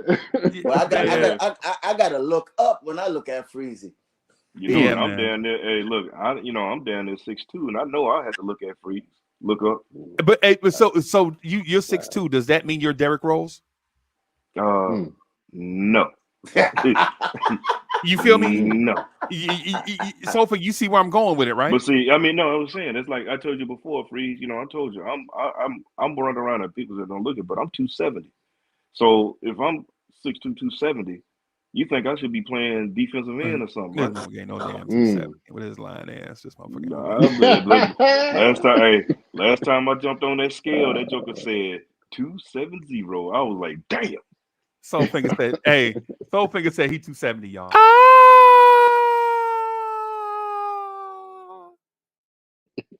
Jump off a cliff. Hey, Freeze. Next time I jump on the scale, I'm gonna take a picture and I'm gonna send it to you. Right. Trust me, my knees and my back let me know all that. I'm like, damn. Do it. You still coaching Soul Finger? Oh no, I'm done, man. I'm done. I ain't doing that no more. No, I'm just a guy working and trying to get rid of some LBSs. I don't know what LBS mean, but it sounds too good. some pounds. Yeah, the pounds. Oh, okay. Yeah, some pounds. Like I said, but I mean, I ain't talk to you in a minute, bro. I gotta call you differently though. I'm gonna call you, man. Yeah, man. Like I said, I told you last time I didn't talk to you, man. Last time I talked to you, Moby Dick was still a sardine. Yo, I gotta get y'all on the Check Ball podcast, right? At some point where we could just chop it up, man, and just talk stuff around the league, man. The Check Ball podcast be busting, bro. We was on there talking about the Lakers the other day. Yo, man, it's crazy, bro. Shout out to the Check Ball podcast. Soul Finger, we gotta get back together, bro, and get this on the road, man. Yeah, bring back, get the band back together, one-on-one. Yeah, man. You got the 718 boys. You had a one-on-one. Hey, we here. Yeah, man. Here. Yeah, man. 718. Yo, I'm about to go. Listen, I ain't gonna front on you. All day. Yo, Soul Finger, you just impressed me, man, with that doggone hat, man. Nobody don't make that hat no more. I mean, like, seriously. Did you come up to Canada? No, bro, I got that. I actually got that joker. Look it online. I got it online. Lids. You know that team ain't even together no more. That whole franchise is a wrap. I'm impressed. Man, look, I'm gonna give you your props on that one. I appreciate it. I'm a lid. Hey, look, just like you, we both got that love for Invictus. Yes, I got sir. a love for lids, man. I got all kinds of things, man, to put over Yes, sir. put on the Yes, nugget, sir. dog. Yes, sir. You know? I'm about to get Corey Lee and Freeze a joint. I'm about to get them 2 Brooklyn hats, man. On some You ain't about not to no get me no nets. Brooklyn hat. Not no nets, no nets, no nets, Bullshit. no nets, You ain't, bro. yo, I, You know, I'm gonna tell you what's one of my Get them the No ones favorite from nets. joints I Vegas got. too. oh, Was one of my Yeah, favorite joints I that's what I got. was gonna say with Biggie. Yeah. I got a leather fitted Knicks joint. That's one of my favorite joints, man. That's my favorite joint. Yeah. My leather fitted Knicks. Yeah. You know, That so joint they right there know, is hot. you know. So, you know, I got a few, man. I got so many. And my lady like, how many more you only got one head. I said, Until I may have I die. That's what I tell my Listen, lady. I Until got I die. man, I got so much fitted until my hair start falling out, bro. Hey, look, Listen, I can't do snaps. Like, man, listen, I no, can't but do a Yeah, that's no, the snap you know, back. thing. snap. That's the Yeah. thing about it, soul finger. Them joints make your hair ball, bro. Yeah, I Yeah, can't you do can't wear snaps, them every man. I day. can't do Nah, snaps. yeah, I can't do Yeah. no snap. And I can't do snaps, man. I said I touch a snap. You know, you seen Vampire in Brooklyn when he got near the church? Yeah. That's me when I come there to the Yeah, snapbacks, dog. bro, I love me some snaps, bro. I'm snap galore. so y'all don't like snapbacks and tattoos? I don't know about no I don't want no tattoos. Yeah. snaps. Oh, Nah, y'all don't know the song? Okay. All right. Okay. you know, That's some I new ain't got music. nothing against tabs, but I gotta. It's a fit. It gotta be a fitted for me, or as we Gotta used to be a call it fitted, back in yeah. the day. Back in the day, pro style. I get a pro Okay. I love me a style. snap The Get back. pro a, I style. Word. I got a pro style. I can't do snaps, man. I can't. I gotta have that I fitted. got some snaps, but I don't rock them like that. Nah. I need a fitted. Snapbacks. Yeah, I don't even have. I do not own a snapback. All mine are fitted. I got about 15 snapbacks, but the rest of those is fitted for me. And the snapbacks, I gotta wear. If I wear them, it's just I might be just running out to move the car from side to side. I think That's it. I think I graduated from the fitted in 2012, bro. Exactly, like yeah. I think that's the last time I wear fitted, bro. Y'all got dreads, man. Y'all got dreads and braids, man. Of course, yeah. You know, I'm rocking the Caesar. you know. But at the time I'm living in South Florida, bro. It's hot down there, bro. I got bald head. Shucks. He said, "It's hot down here, bro." I mean, but you know, I've been rocking. Look, I was rocking pro styles back in the boot in that humidity with a high. Hey, look, this back when I had a high top. Oh man, it's hot down there. And then we High talk top about it, fade. man. Yeah, man, it was hotter than a 6-shooter down there, man. Humidity was so thick down there. You walk out, it's like Chuck Norris and Bruce Lee kick you in the chest. Oh, What wow. that, Louisiana? Man, Louisiana, yeah, the boot, the boot. Yeah, the man. boot, man. They got the best crawfish down there too, man. I Man, ain't let me never tell you, gonna lie. ain't nothing in the world like some mud bugs, boy. Let me get you Oh through, man. man, oh man, oh man, delicious. Some what? Mud Mud bugs. bugs, What's that? Crawfish. Look like crayfish, baby yeah. lobsters. Look like a baby lobster. Crawdads, yeah, man. Yeah, crawdad. Yes, There you go, sir. crawdad. There you go. Man, I'm telling you, man. And then we had those crawfish festivals. Oh, bruh. Yeah, no, that's all. That's not me. I good. Yes, sir. Yes, sir. No But crawfish for me. I good. yeah, man, look, give me some. Super All good, right. bro. I'm super good, bro. I don't eat stuff Lee like was that. cooking some of them up the other day. Mm-hmm. Exactly, Freezie. You know what I mean? We don't go that route. Nah, man, I ain't. Yeah, like that, you know what I'm saying? So. Oh boy. Yeah, man. Yeah. So, but yeah, the thing I'm getting at with Jericho Sims, man, is this. Right, just because he's 6'9", 250, don't mean he can play center. It'll be just like playing Randall at center full time, right? Randall is do not better a than center. him. Just because he's 6'8", 6'9", 250, he physical on the inside. Nah, man, he ain't. Pause. Just because he, you know what I'm saying? That don't make him a center. In today's NBA, a center has to be a certain type in order to not be a detriment. Ideally, you want a rim protector that rebounds at a high level and shoots the three. Dunked on it. No, let me That was a big statement right there. Yeah. I'm sorry. Let me ask you this, Freeze. What would you do with a athlete, a player like Jericho Sims? What What? He'd be my big wing defender off the bench. Now, my thing is this. Now, let me follow up with another I'll question. play him and Hartenstein together. Okay. Let me ask you this. I like that. Do you think we have the in-house to develop and bring that out of him? No. Okay, that's the same thing I was saying. Because remember we talked but hear about me out though. this You before. asked, He's let a me big let me ball of elaborate. clay. Let me elaborate on my answer real quick. Just real quick. Yeah, go ahead. Take us. The reason why I would have him be that is because it takes no development. You just ask him to do what he does naturally, be an athlete, right? Yep. And if he wastes his 6 fouls, guess what? You ain't lost nothing. If he go in the game and foul out, we'll laugh. We're like, damn, he can't stay in the game. He fouling. But guess what? Would you rather see Emmanuel quickly switched on to Jason Tatum, or would you rather see New York not switch and keep Jericho Sims on Jason Tatum? Keep Jericho Sims. That right keep there. Jericho Sims on Giannis. Yeah, because his lateral movement is good, very good. Very good. For his size, he has good feet. He has really good feet for his size. Right. The thing is with him is that one pump fake in the paint and he's gonna jump.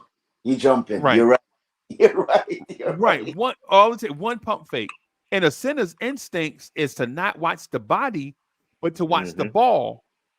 Right? That's why when you see people pump fake, they show you the ball and do like that because they want you to jump. But Jericho Sims don't see the ball. All he sees is your this. body. Yeah. Let me throw a rock in your shoe like how you normally say, right? Would you say that was the same situation with Mitch when he just came in? Because it had one point, Mitch was jumping for everything, trying to block everything. Okay. So would you say it would take time to develop Sims into the type of player? I'm not saying not exactly like Mitch, but a similar prototype with just given time? No. Because Jericho Sims and Mitchell Robinson are the same age. And remember, we got Mitch. Mitch was an older rookie at age 20, but he was still very young and raw when we got him. Right? So if Mitch didn't show promise in those first 2 years, we would have just let Mitch walk. Right? Because remember, the Knicks had a lot of prospects. Y'all remember Luke Cornett? Yeah. Remember Isaiah Hicks? For Boston right now. Yep. Remember Isaiah Hicks? Remember Tony Roten? Yeah. Remember all those Jeremy Tyler, all these experimental bigs that the Knicks were trying to form into something? The difference between them and Mitch Robinson is Mitch showed progress. That's why we kept him around all those years. Right? Either you show something or you don't. And if you don't show anything, you out of here. So right? Then we pick up Jericho Sims option, or I know we had to resign him. Didn't we resign him or something like that? Yeah. So if we didn't see something in him, I'm not saying you. If we didn't see something in him, why did the organization go ahead and resign him then? In my mind, it's because we felt like we were out of the developmental thing because of the thing with Miami. We felt like we were one shot away from beating a Miami team that went to the NBA Finals. And so instead of drafting other kids and bringing them in, we just felt like let's just run it back just one more time. No, but do you feel also too that they took the 23 games in consideration? Mitch was out and Sims was in, and he held it down because we were 11-10 without him, and Sims started last year. Right. Did you think that came into? Do you think that was a factor also too? Let me ask you this: did Sims hold it down, or did we win despite Jericho Sims? Despite Sims, yeah. I think it's a mixture of both. Because holding it down means he gave you some level of Mitchell Robinson production.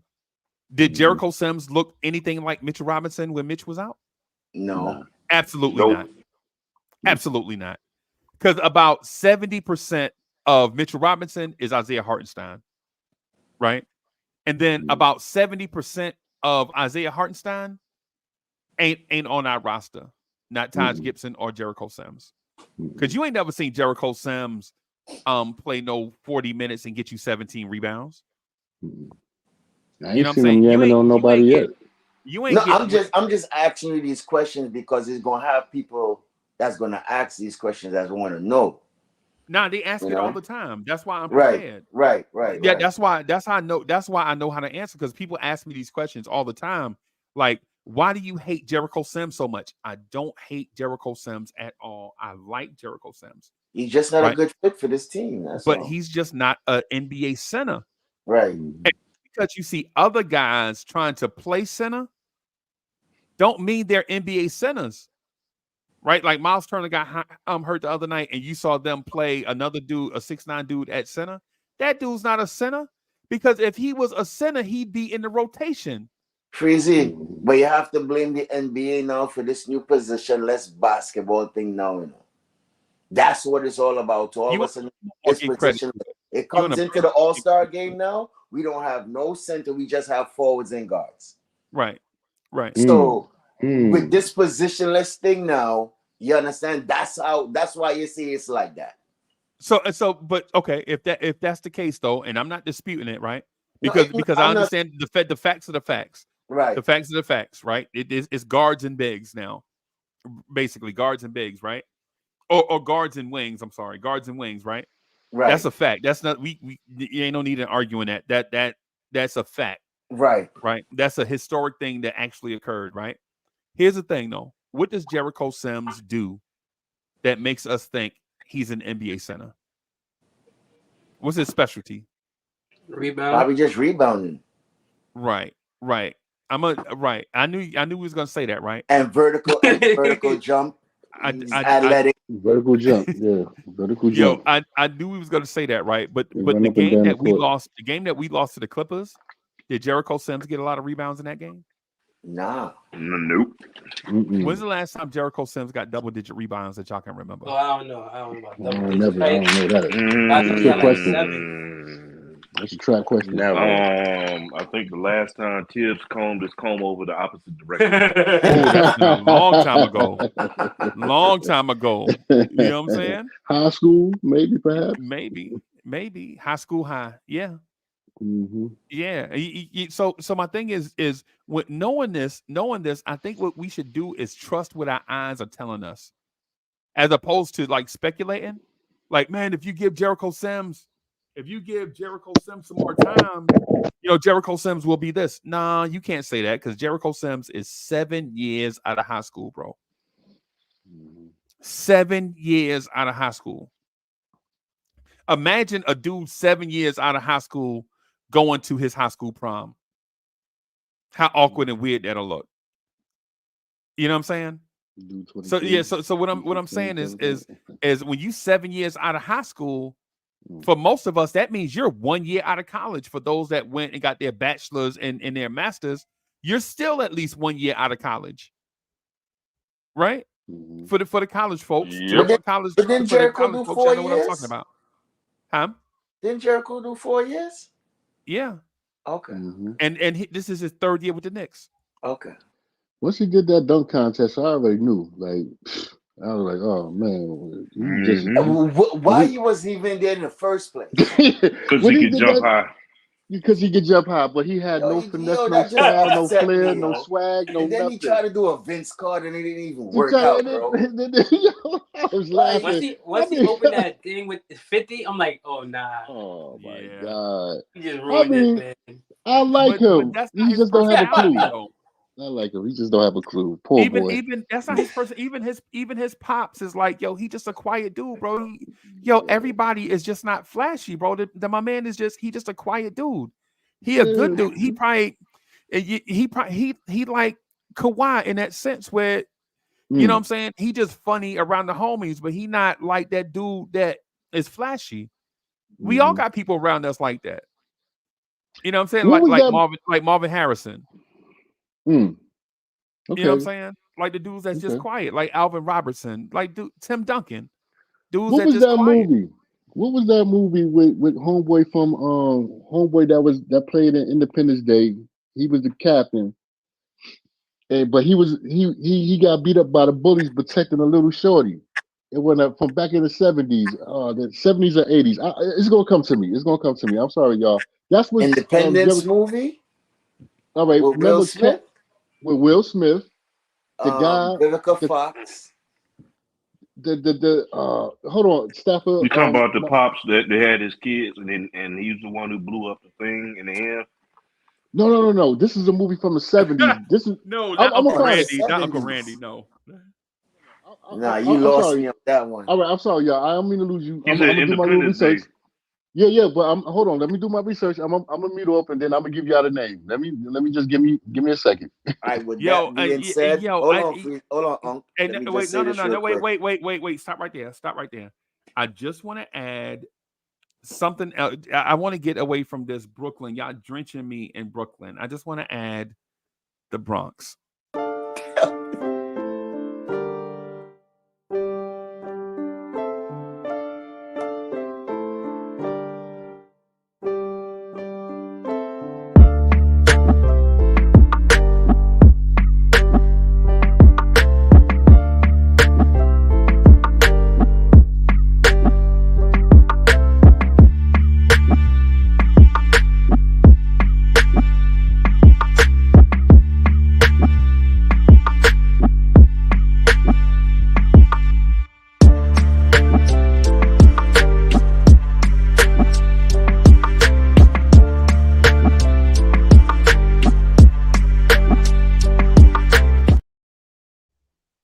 Yo.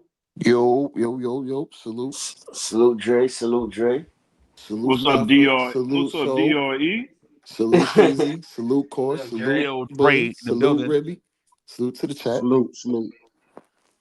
Hey, I heard just y'all want to say talking one about thing real quick.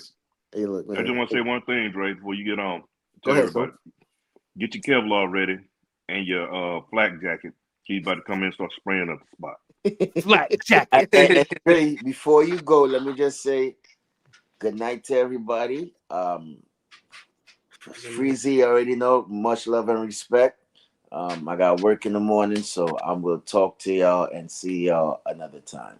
All right, boss. All right, peace and love. Peace and love to the chat. Peace. All right. Stafford gone.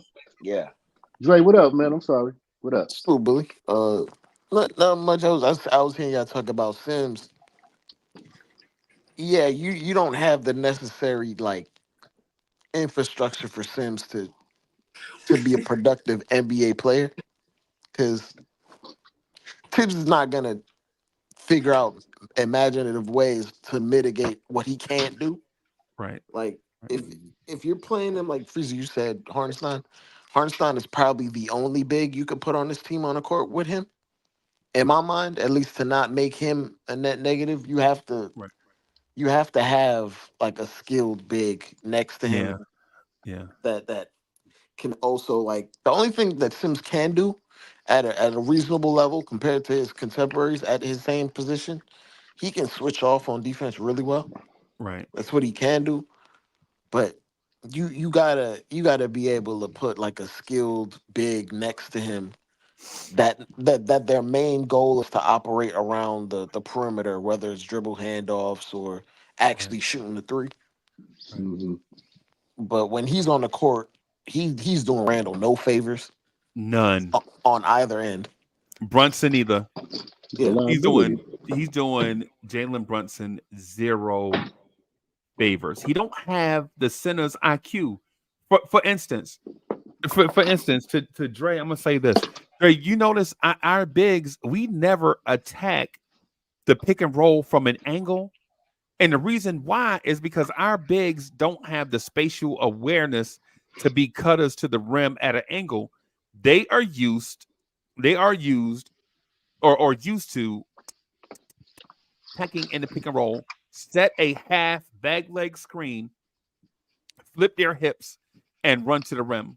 They're not taught to be rim runners.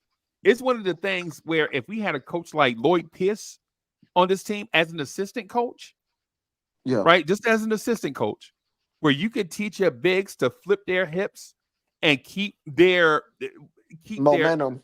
Yeah, and I'm gonna say it in a word, and it just to make sense for people that have never played, but keep your zipper pointed towards the guard at the same time as getting from point A to point B. Right? Keep this open where the guard can see this and throw a pass to this to make as themselves opposed available. to you running straight to the rim and all the guard can see is your back and your shoulders. Hartenstein is pretty solid at it. At Yeah, but that, he at don't. least But he making don't himself do it all the available. time. And He he don't do doesn't it all the finish time either strong. because Like, our guards shoot too much. yeah, our guards shoot a lot, but he don't do it all the time. But he also like finishes awkwardly. Like he doesn't attack the rim like he's an athletic 7-foot guy. Like But he is an athletic 7-foot guy. I'm, He I'm just don't saying attack he like that. is, but he doesn't. Sometimes he goes up to the rim soft. Yeah, Unfortunately. yeah. Yeah, he does do some Hold on, Dre. top action going to Hold that on. I rim. got the movie, y'all. I'm sorry, Dre. I'm sorry. So, You good? You good? yo, the movie that I was talking about that reminds me of Sims is My Bodyguard with Adam Baldwin. Do y'all remember that from 1980? My But Bodyguard. you said Independence Day. I That's know he why I played, was but no, saying no, like, no. I'm saying he was the dude that played it. I was trying to bring it back. I was trying to bring it back. He played in Independence Day. He yeah, I played remember in my bodyguard. Full Metal He Jacket. was So he was a soldier. He was one of the officers in Independence Day. right, he was one. Right, exactly. There you go. Right, and then he played in Full Metal Jacket. I was just Hmm. trying to bring down his body of work because I was trying to think of the name of the movie. The name of the movie is My Bodyguard. Sims remind me of that dude in My Bodyguard. It was not from 1980. It was not. The dude he was protecting this dude. He was quiet. He was just a stiff. You know what I'm saying? He could do a lot of stuff, but he was just and he got beat up, he got jumped and all that. But that's what Sims reminds me of that cat right there. Seriously, on some real talk. So if y'all ain't never seen My Bodyguard, check it out. That's Sims all day. Adam Baldwin. Yeah. Sorry, y'all. So I had to just put that little tribute in there. Leave me alone. I'm about to eat the rest of my pasta salad. Thank you. He said, leave me alone. Yeah, leave me alone. Oh, Yo, Yeah, the having Michael fun. Jackson song up in there. Leave me alone. Yeah, leave me alone. Just but leave me like, alone. Nah, I go don't know if you ahead. watched the Warriors game tonight, but they had basically a 6'9" center out there that he basically do the same things that Sims is doing, just be an athlete. And he's Mhm. granted that opportunity because he's around multiple skilled players that are operating from the perimeter, and all he has to do is run up and down and do athletic stuff. What we asking Sims to do is things that he not necessarily can't physically do, but like as far as our defensive principles, they don't ask him to switch a lot because our defense isn't a switching defense. It's a funnel into the big type defense. right. Until we decide to like switch coverage if a guy's toasting us. Outside of that, we try to have this thing where we just funnel guys into him. And while Sims can jump out the gym, he's still only 6'8", 6'9". Right. So he's not presenting that fear factor that Mitch has, even when he doesn't jump. Which is the main Right. reason why Mitch's fouls is going down, and his blocks go down, but his overall rim protection has improved because he doesn't have to jump to intimidate guys. He can just Mhm. stand there, be 7-1, and throw his arms up. And that's enough to deter most NBA players or most guards or wings attacking him. But they figured him out right now because they dunking and they running around him. They Well, that some of that is our defensive principles, and some of it is I'm gonna be real with you. We ran into Mhm. a lot of good offensive teams. Like Okay, facts. last night, The the Lakers are Lakers in terrible. the first half, they got a ton of open looks from three. They're Yeah. just one of the worst 3-point shooting teams in the league. Teams. Yeah. Yeah. Now, as the game went along, Mhm. we started making them uncomfortable, and they weren't even getting in rhythm threes at that point. Mhm. No, they weren't. And after we made them uncomfortable later on in the game, it's kind of funny. But the less players Tibbs has, it's the better he coaches. When he has more options, he doesn't know how to push the right buttons. He's It just feels confused. Looks like he get confused. Like he has too many options, he'll just start screwing things up. He'll have guys subbed in at the wrong times. Yep. It's but when he has when he undergoes injury or what have you, or guys are out, Right. when he has guys that play. Unfortunately, the best version of Tibbs is like an 8-man rotation, and when he But has that's what he guys, does anyway. Don't let this 9-man rotation fool you. I mean, that's what he does eventually anyway. But Yeah. from the start of seasons, he always goes 10, 9, and then eventually he cuts it down. Right. But we're still in that 9, 10-ish range still because he still plays. He still plays Hart and all these other guys. If Man, I'm Mitch sick of wasn't Hart. out, he I'm plays sorry, I'm sick of Hart, man. I'm tired Hartenstein, of it. Mitch. Like we still run a 10-man rotation basically. Did you But not see that Hart was wide open in the corner? he, he was wide open. Everybody was ready to there's run a down reason to the why they other don't end. pass to him because he can't shoot. That's That's not obvious. his. That's just not his mo. He can shoot open threes, but teams will live with that. Teams I heard will what you live said. with him taking open threes over Brunson and Randall cooking them. Listen, Right. I'm not to cut you off, Dre. I heard what you said the Wait, other y'all. day. Hey, yeah, I got a feeling y'all trying to get on the Randall bandwagon. No, No, no, no, no. hey, I'm not going I'm there. not I'm on that. not there's going there. no No, no, no, no, occupancy, no, no, bro. no. Hold on. I was going to give Dre I was going to give Dre some props and you some props.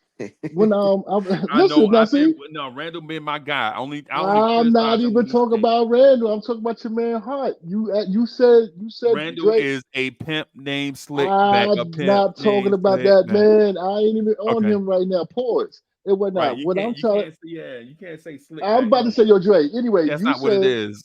listen to me, man. Dre, I give you your props. I was in here in the crib and I was, moving around, but I was listening. And you said, who gives Josh Hart, who gets paid a high amount of money for being an energy guy? What is a position for an energy guy?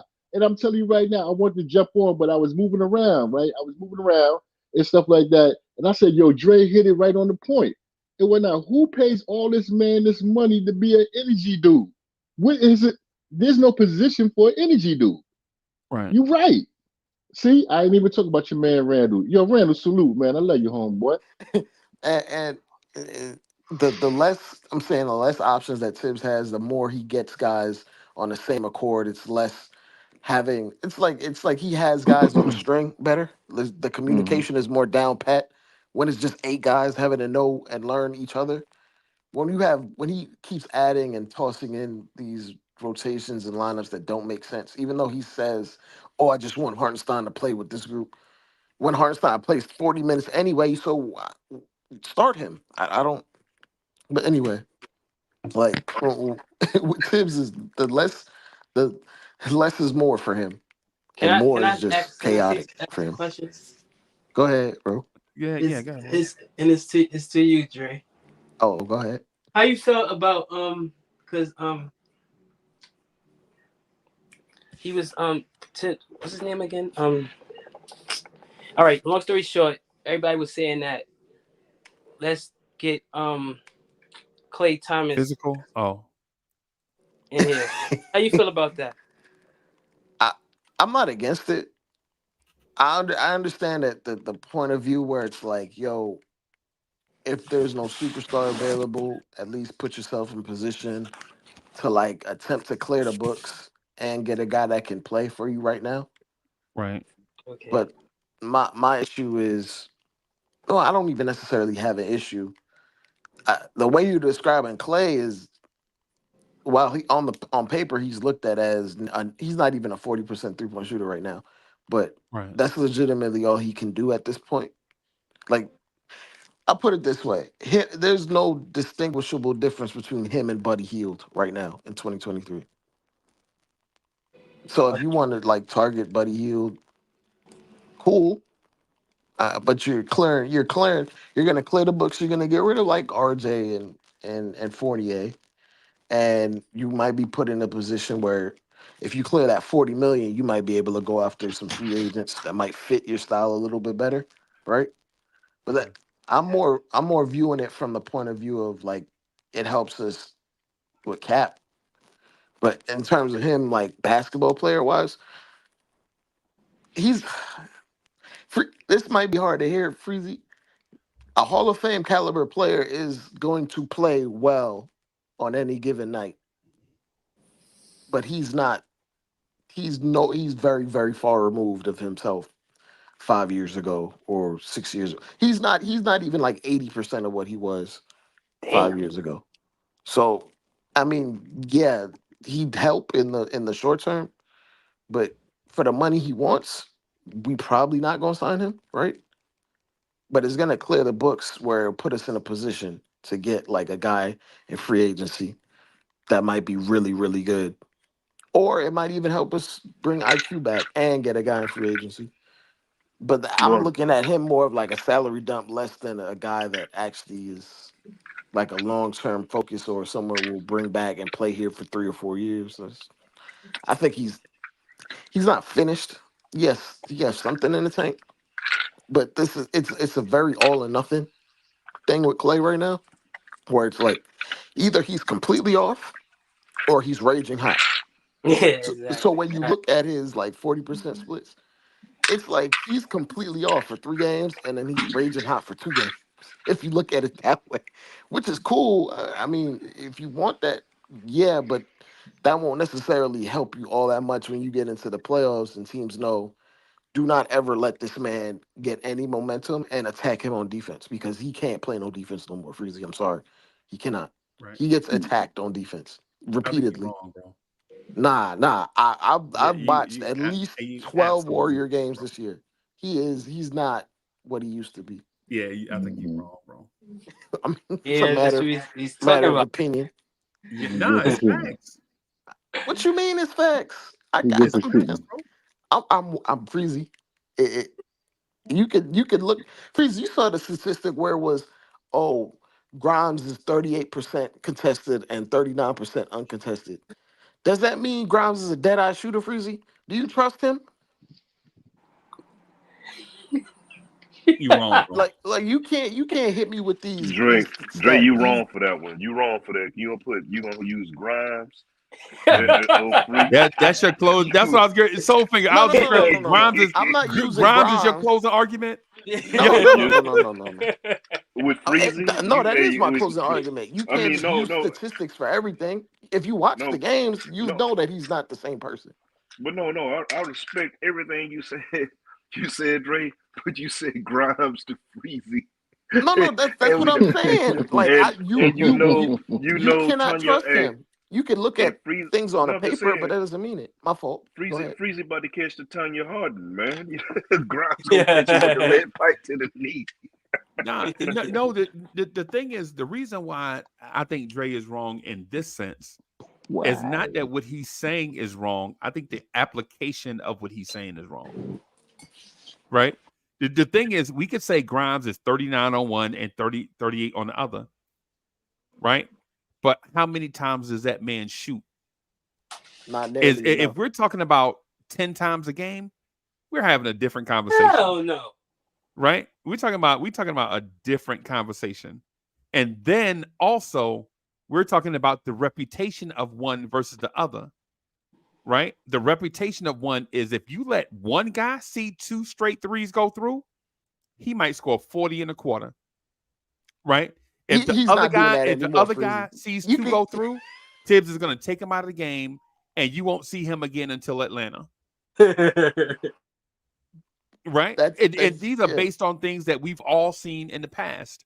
Right? But that's the operative word, the past. Right. But you can't predict the future based on just what you see in the present.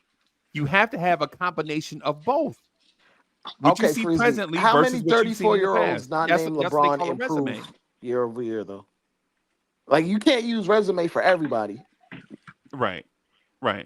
And not everybody is coming off a torn Achilles and a torn And the ACL. ACL. Like this is why I'm like, yeah. Also, you gotta take into account the system that he's coming from and the looks that he's used to. He's not just a static catch and shoot guy. Right. He's used to getting the ball in motion of down picks, of curls. Do we do those things? Hell no. Oh no. He gonna come here and be like, why are my touches like X, Y, and Z when I'm used to A, B, C? Right. And then Tibbs is gonna tell him, shut up, just stand in the corner. And you know what? And you know what basketball people are gonna say? Tibbs, you can't question Klay Thompson. You know why? Because he's a Hall of Famer. He got more rings than you. And the guys, that's what I'm saying. I don't even know why we even, no disrespect to Dre point, but I don't even understand why Dre's secondary point has legs, because last night we seen dudes wide ass open missing threes. We saw, and here's the thing that spoiled it for me. This is the reason why I'm not gonna cry over spilled milk. I saw LeBron outfox Josh Hart last night, right? Josh Hart was in the corner. Austin Reeves was going to take off. LeBron bumped Reeves, right? Because he knew Josh Hart was going to attack the imaginary closeout, right? So instead of playing into Josh Hart's hands, he's like, nah, wait right here. Let's see what he's going to do. And Josh Hart got the three and took a rhythm dribble and shot a brick.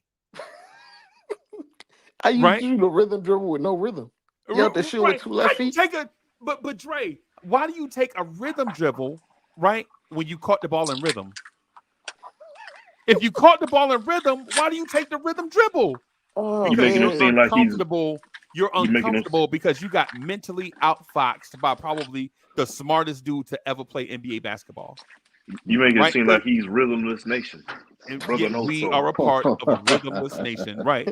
Right. Man. And so for people that don't, and people are like, well, nah, they just left Josh Hart wide open. Exactly. Yeah, exactly. Yep, exactly. Freezie. They did it intentionally. They knew if Reeves was going to go out there, Josh Hart was going to up fake, put the ball on the floor, dribble towards the free throw line, look for a floater. If it's not there, jump in the air, look for somebody to throw a weird pass to, and then go back to the corner. But instead of allowing him to do all that weird awkwardness, they're like, no, wait right here. But no, let's see what he's gonna do. Chill, homeboy. Yeah, just chill. And he saw that, and Reeves was like, and went towards the rim, and then Josh Hart from the corner shot it off the front of the rim. Bro, when you're in the corner and you shoot it off the front of the rim, that means your shot is off.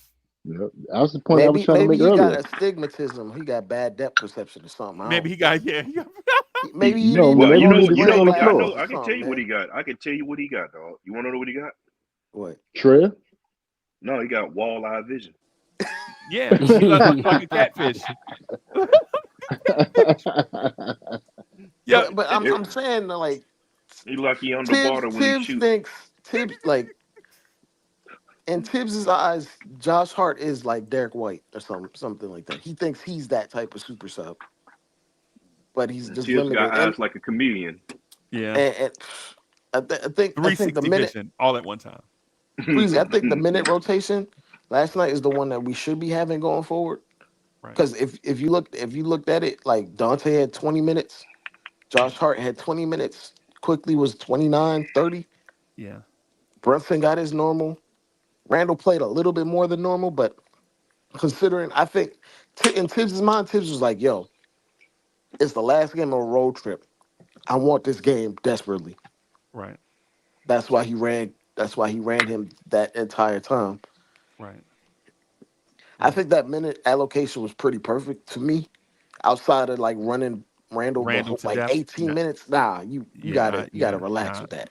Randall was so tired, bro. Randall was so tired. When Randall went to the rim and just threw his arms everywhere, he was begging Tibbs to take him out the game, bro. Yeah, I remember the play where Randall just went and dove into a crowd of Lakers. Randall would never explicitly say, yo, take me out the game, but he gonna do something to be like, yo, take me out the game. Come on, take me out the game, man. Come on, bro. I need to catch my breath. And for that reason alone is the reason why you explore the Klay Thompson thing. because the money is not an issue. You're going to pay $40 million to someone, right? Whether it's one player or 5 players, you're going to pay that $40 million, right?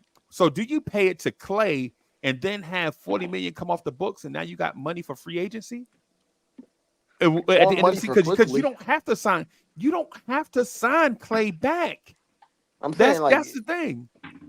If you look at it from the perspective of why the Warriors traded Chris Paul for Jordan Poole, they wanted to get up out of that contract to get up out of so many years, and they gonna clear Dre. Not to cut you, yo, Dre. You notice how I always say if people would stop cutting people off, then people will understand the point. And you notice I just cut you off. Yeah, you good. All right. So let me do this for myself, y'all.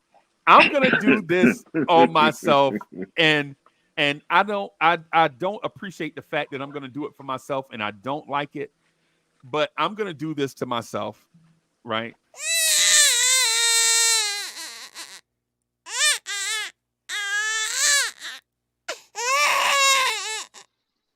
My bad, Dre, for cutting you off, bro. My bad. You good. You good. You good. You know. Freezie with the baby. But Dre, this is let me show. I'm gonna show y'all something. This is the reason why I was gonna cut Dre off. The reason why I cut Dre off. But this is the reason why I feel like we need a Klay Thompson. This is real short, okay? Oh my God. I remember I saw this clip. And oh my God. You know that was probably the first time in his life he picked up a basketball. That's RJ Barrett at the rim, bro. That's crazy. That's RJ Barrett at the yo. Is that not crazy. RJ Barrett? No, that's Grimes, kid. That's Grimes. That can't be Grimes because that dude shot the basketball more than one time. Okay, you're right. Man, I'm worried about you, Freeze, because man, you go to the Garden, it's not gonna be good, man. Oh Lord! Look at this. Is this not RJ Barrett? I actually don't think RJ had a bad game last night.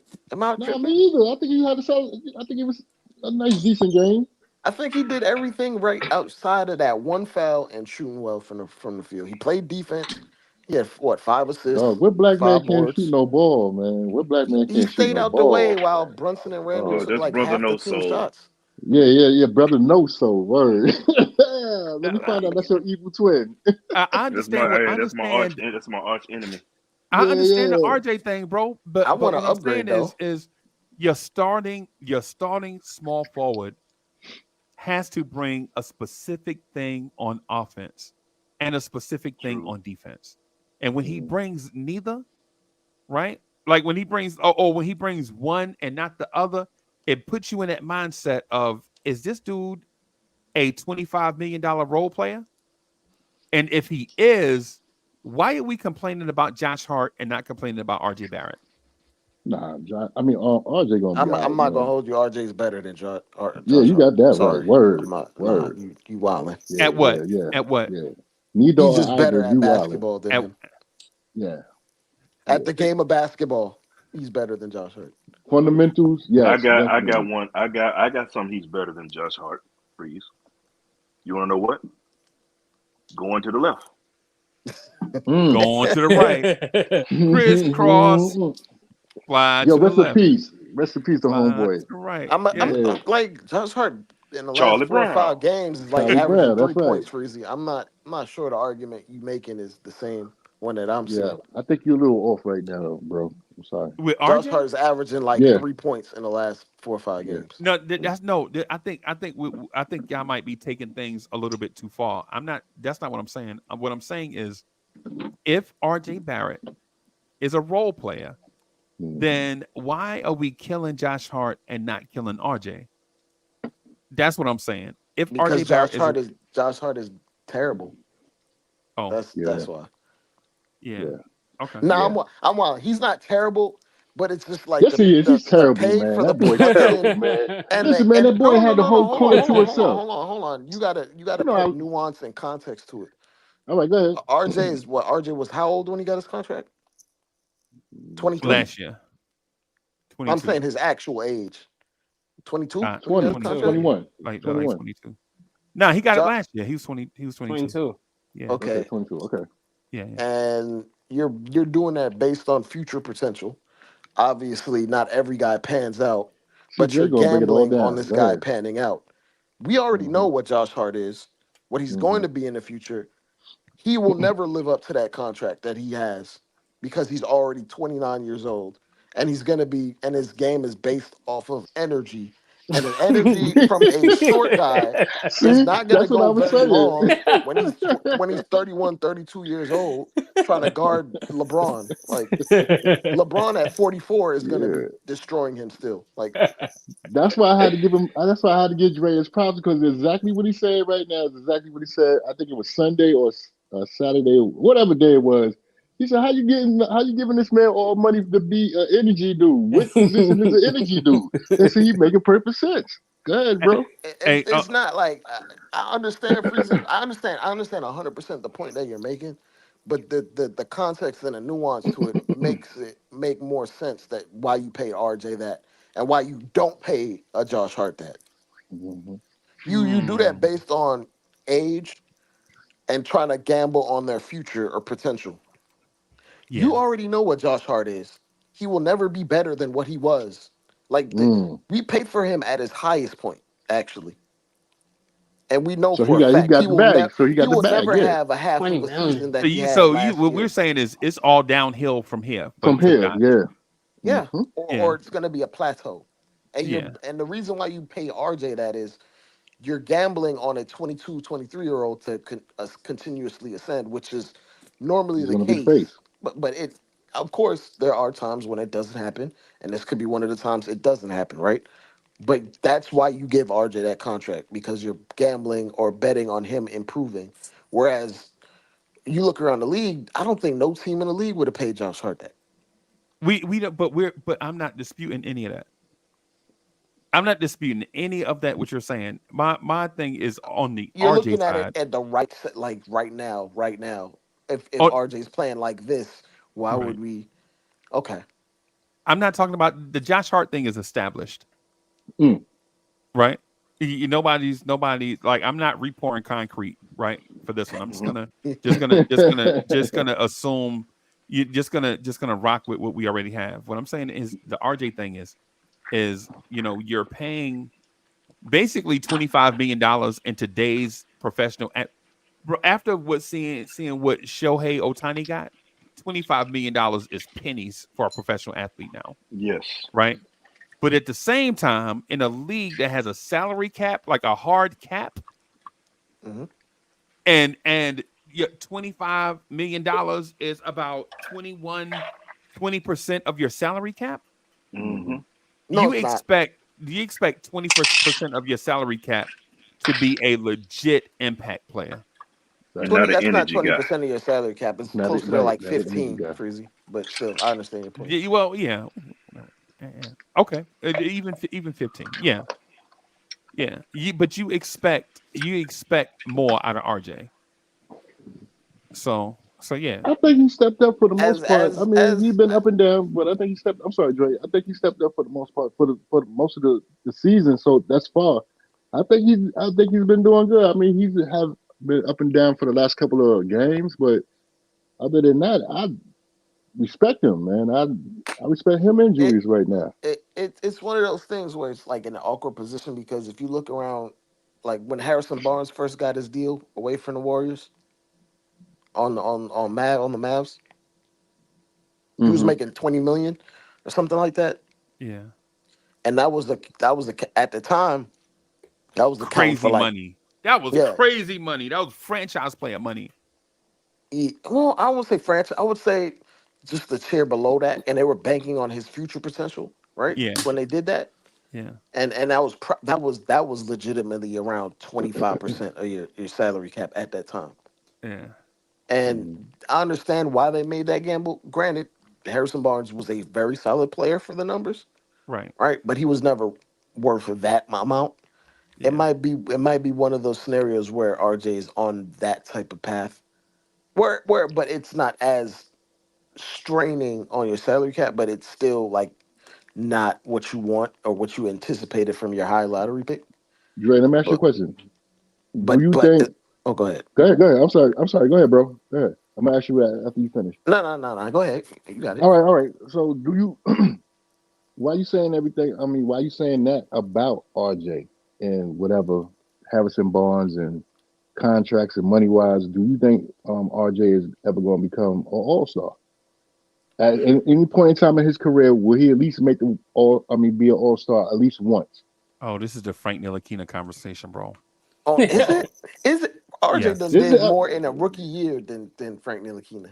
Fact. No, I'm talking about the progress, the progress report. Bro, next summer, RJ will be going into his 6th NBA season. Okay. Yep. So if he ain't make it by now, he's not gonna make it at all. Randall didn't make an All-Star game until his 7th year. Right. But the thing is, Randall's path. That's what I'm saying. That's why I'm saying you can't just come in. Everybody's situation is not the same. Like Julius Randle was never the crown gem of a franchise starter from day one and played for one team for 5 straight seasons. But also RJ Barrett was never given free reign to be. Has RJ played for one team though? Team, ever. Is RJ Barrett on the team that drafted him? Yeah, he's on the team that drafted him. But has he been a starter since day one? Hold on, Freezie. They also drafted... you cut me off before I was saying. Yeah, what I'm saying is my fault. RJ Barrett was the starter from day one on the team that drafted him, and they fired a coach that in theory was messing up his development to bring in a dude that was a steadying influence. The reason why RJ Barrett is this good, and I hate to say it because I think a different coach would have him in a different place, but RJ Barrett is not a bust because Tibbs is here. At the same time, RJ Barrett is not a star because Tibbs is here. Yeah. Right?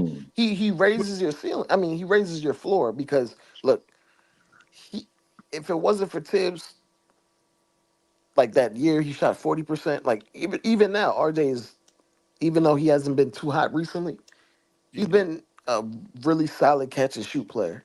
And that's solely directly because Tibbs requires him to take a billion shots, stand still, because he's running the offense through Randall. Whereas if he had a different scenario, he probably would be a worse shooter or worse free throw shooter, but he might be a better playmaker, hypothetically speaking, or he would have developed into that, right? So will he be an All-Star? Will he be an All-Star at some point in his career? Yes or no? For RJ to do that, it's dependent on team success and what role he's put in. Like, for instance, if he's like the 3rd best player on a team that wins 60 games and he's putting up a hyper efficient like 18, 19, 20, then he might make it, right? But if he's in a scenario where he's just putting up high volume numbers and it's not very efficient, which like if you were to, let's call space that, if he was put on I guess maybe the Pistons or something. Okay. He probably would average 23, 24, 25. The efficiency wouldn't be worth a damn, right? But you put up counting stats. And that still wouldn't put him in an All-Star game because his team would suck. Whereas I think it's team dependent for him. It's wild over the top that we trying to say. And listen, RJ Barrett is my favorite Knick. I think RJ Barrett, in my opinion. RJ Barrett, in my opinion. No, he's not. Let's get come on. Yeah, come on, y'all. We know you love rhymes. Don't do that, y'all, because I was saying RJ Barrett name before y'all even knew Knicks was on the internet. Before y'all even knew I was on the internet, I was saying RJ Barrett name when he was at Mount Vernon Academy. Right? No, Free's been talking about RJ a lot. Barrett since he was a 6'4", pimple face, braces wearing 9th grader at Mount Vernon Academy. With the flat top. But Freezie's a closet Grimes fan. But the thing is though, is if we can criticize Randall, we can criticize RJ. If Matt in the chat can be like, yo, Jalen Brunson don't pass the ball enough, then who is RJ Barrett not to get criticized? You know what I'm saying? I don't want to be hypocrites about this thing, bro. If we gonna talk real talk, bro, you know what I'm saying? What's good for the goose is good for the gander. I agree. You know what I'm saying? The whole team can get it. The whole team can get it. But the thing I want to mention, to everybody is this. We keep talking about RJ as if RJ is the future, But the month of December, this man is averaging 15.5 shots a game on 42% from the floor and 24% from three. 24% from a wing position? Are you serious? This man got big man numbers from three? And we out here acting like RJ Barrett is the future? Yeah, we got to cut out this Whitney Houston song, bro. I know y'all believe the children are the future, right? I know that. Right? So not to cut you off, Julius was the future back then. What does Julius Randle have that RJ Barrett doesn't have? Julius Randle is a cast off by a couple of teams who on his current team, the fan base is not a big fan of him, right? Julius Randle every night is a game 7 for Randle, because if Randle has a bad game, the entire Knicks internet is gonna roast him in public. They're gonna burn him at the stake. If one bad game, bro. I like steaks, Freezie. Huh? I like steaks. I like steaks too. Yeah, I just put some heat on it, bro, and that's it. Right? But my thing stakes is, are high, like Jay Dilla. Like Jay Lasso. Stakes are high. Jay Lasso and Jay Dilla. I'm glad Jay Dilla and RJ Barrett probably about the same. Right? My thing is with RJ, we give RJ all this grace to be great, right? We give RJ Barrett the longest runway ever to be great, and he hadn't been great yet. Yeah, you know what I'm saying? But the thing with Randle is Julius Randle and Jalen Brunson to an extent, and Josh Hart to an extent, and Dante DiVincenzo to an extent, is there are a sect of you guys, and maybe y'all are not active in the chat, right? But trust me, I read y'all comments, man, after this show. Y'all comment, and that's what if you on the panel, go back and read people comments after this show ends, right? People read their comments, or go on Twitter and see all the places that we're tagged. Yo, Uncle Freezie said RJ gonna be Jordan. No, I didn't. You know what I'm saying? What I'm saying is there'll be some stuff in them chats. Ooh, Lord. Yeah, man, read people comments, bro. You know what I'm saying? I think we take the ivory tower approach to some of our comments. I said it, but I don't read people reaction. You know what I'm saying? Look at people reaction to what you say, and then it'll get you thinking, like, did they really just twist up my words? Like the thing is with RJ is we give RJ Barrett the longest runway of any Knick that has ever existed, and he hadn't made it yet. All we saying is you know what? As opposed to criticizing Randle every time Julius Randle shoot a three, we like, oh, why Randle shoot the three so much? Right? Can we at least criticize RJ some? Not from a hater's perspective, but from an analyst perspective. Right? Is that a good three right there for RJ? Right? Should RJ Barrett consider using his right hand more? Right? Should RJ Barrett stop trying to get to the think about this. When have you seen RJ Barrett use his push shot outside of the paint from the wing? RJ Barrett always gets to the middle of the paint to use his floater. Why?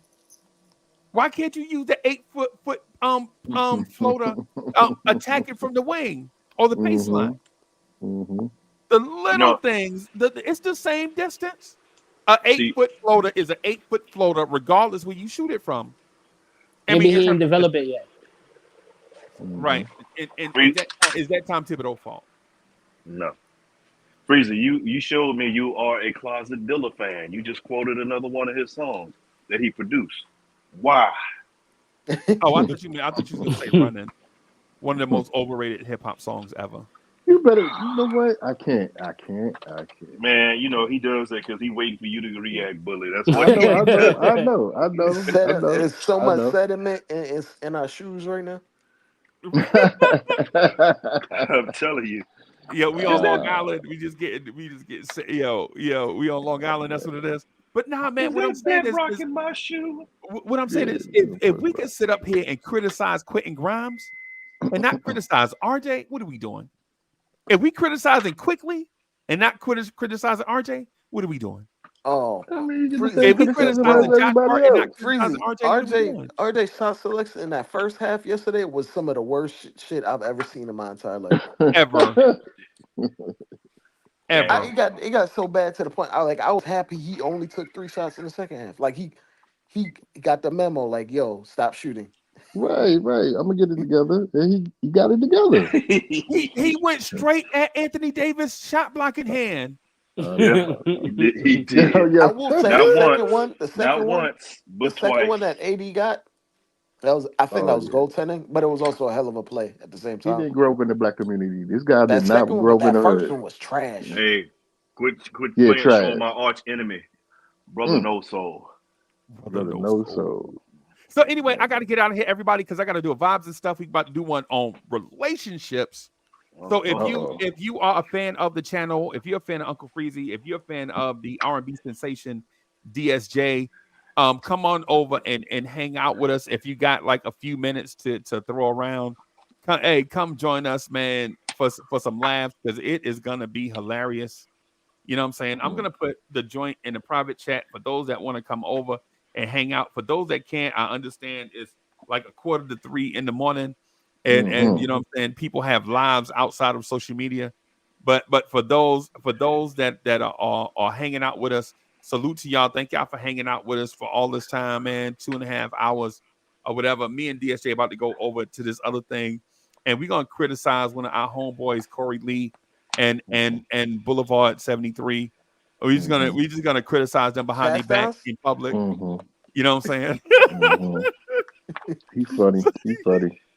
You know what? I might just step over for a little while, man. Just for a little while. I'll come through. So, thank y'all for rocking with us, man. I'm gonna try to do a Knicks morning drive about 9-ish. If the phone don't start ringing, y'all already know if the phone start ringing y'all know I got to take these appointments. Yes, right. Sir. So if you don't see me in the Knicks morning drive, it's not because I don't love doing it. It's just because, you know what I'm saying, the phone be busy. Y'all know what it is. Got to feed the family. Hardest working man in the podcast, y'all. Yeah, man. Yeah, y'all already know what it is. So, thank you, everybody. And Brown. And salute to IKBM Dre for letting us win some arguments sometimes. like IKBM Dre legit every now and then will throw a fight like Tyson and Buster Douglas. So salute to Dre for allowing that to happen. Shout out to Jay Dilla. Shout out Jay Dilla. Rest in peace, homeboy. Yeah, he definitely a top 75 producer all time. Man, go ahead, definitely. Man. Yo, soul figure, man. We're gonna have to yoke homeboy up real quick. come on, bro. And since y'all didn't allow me to say it real. Shout out to the greatest bar all time. The South Bronx Queens Bronx River in the building. Salute everybody.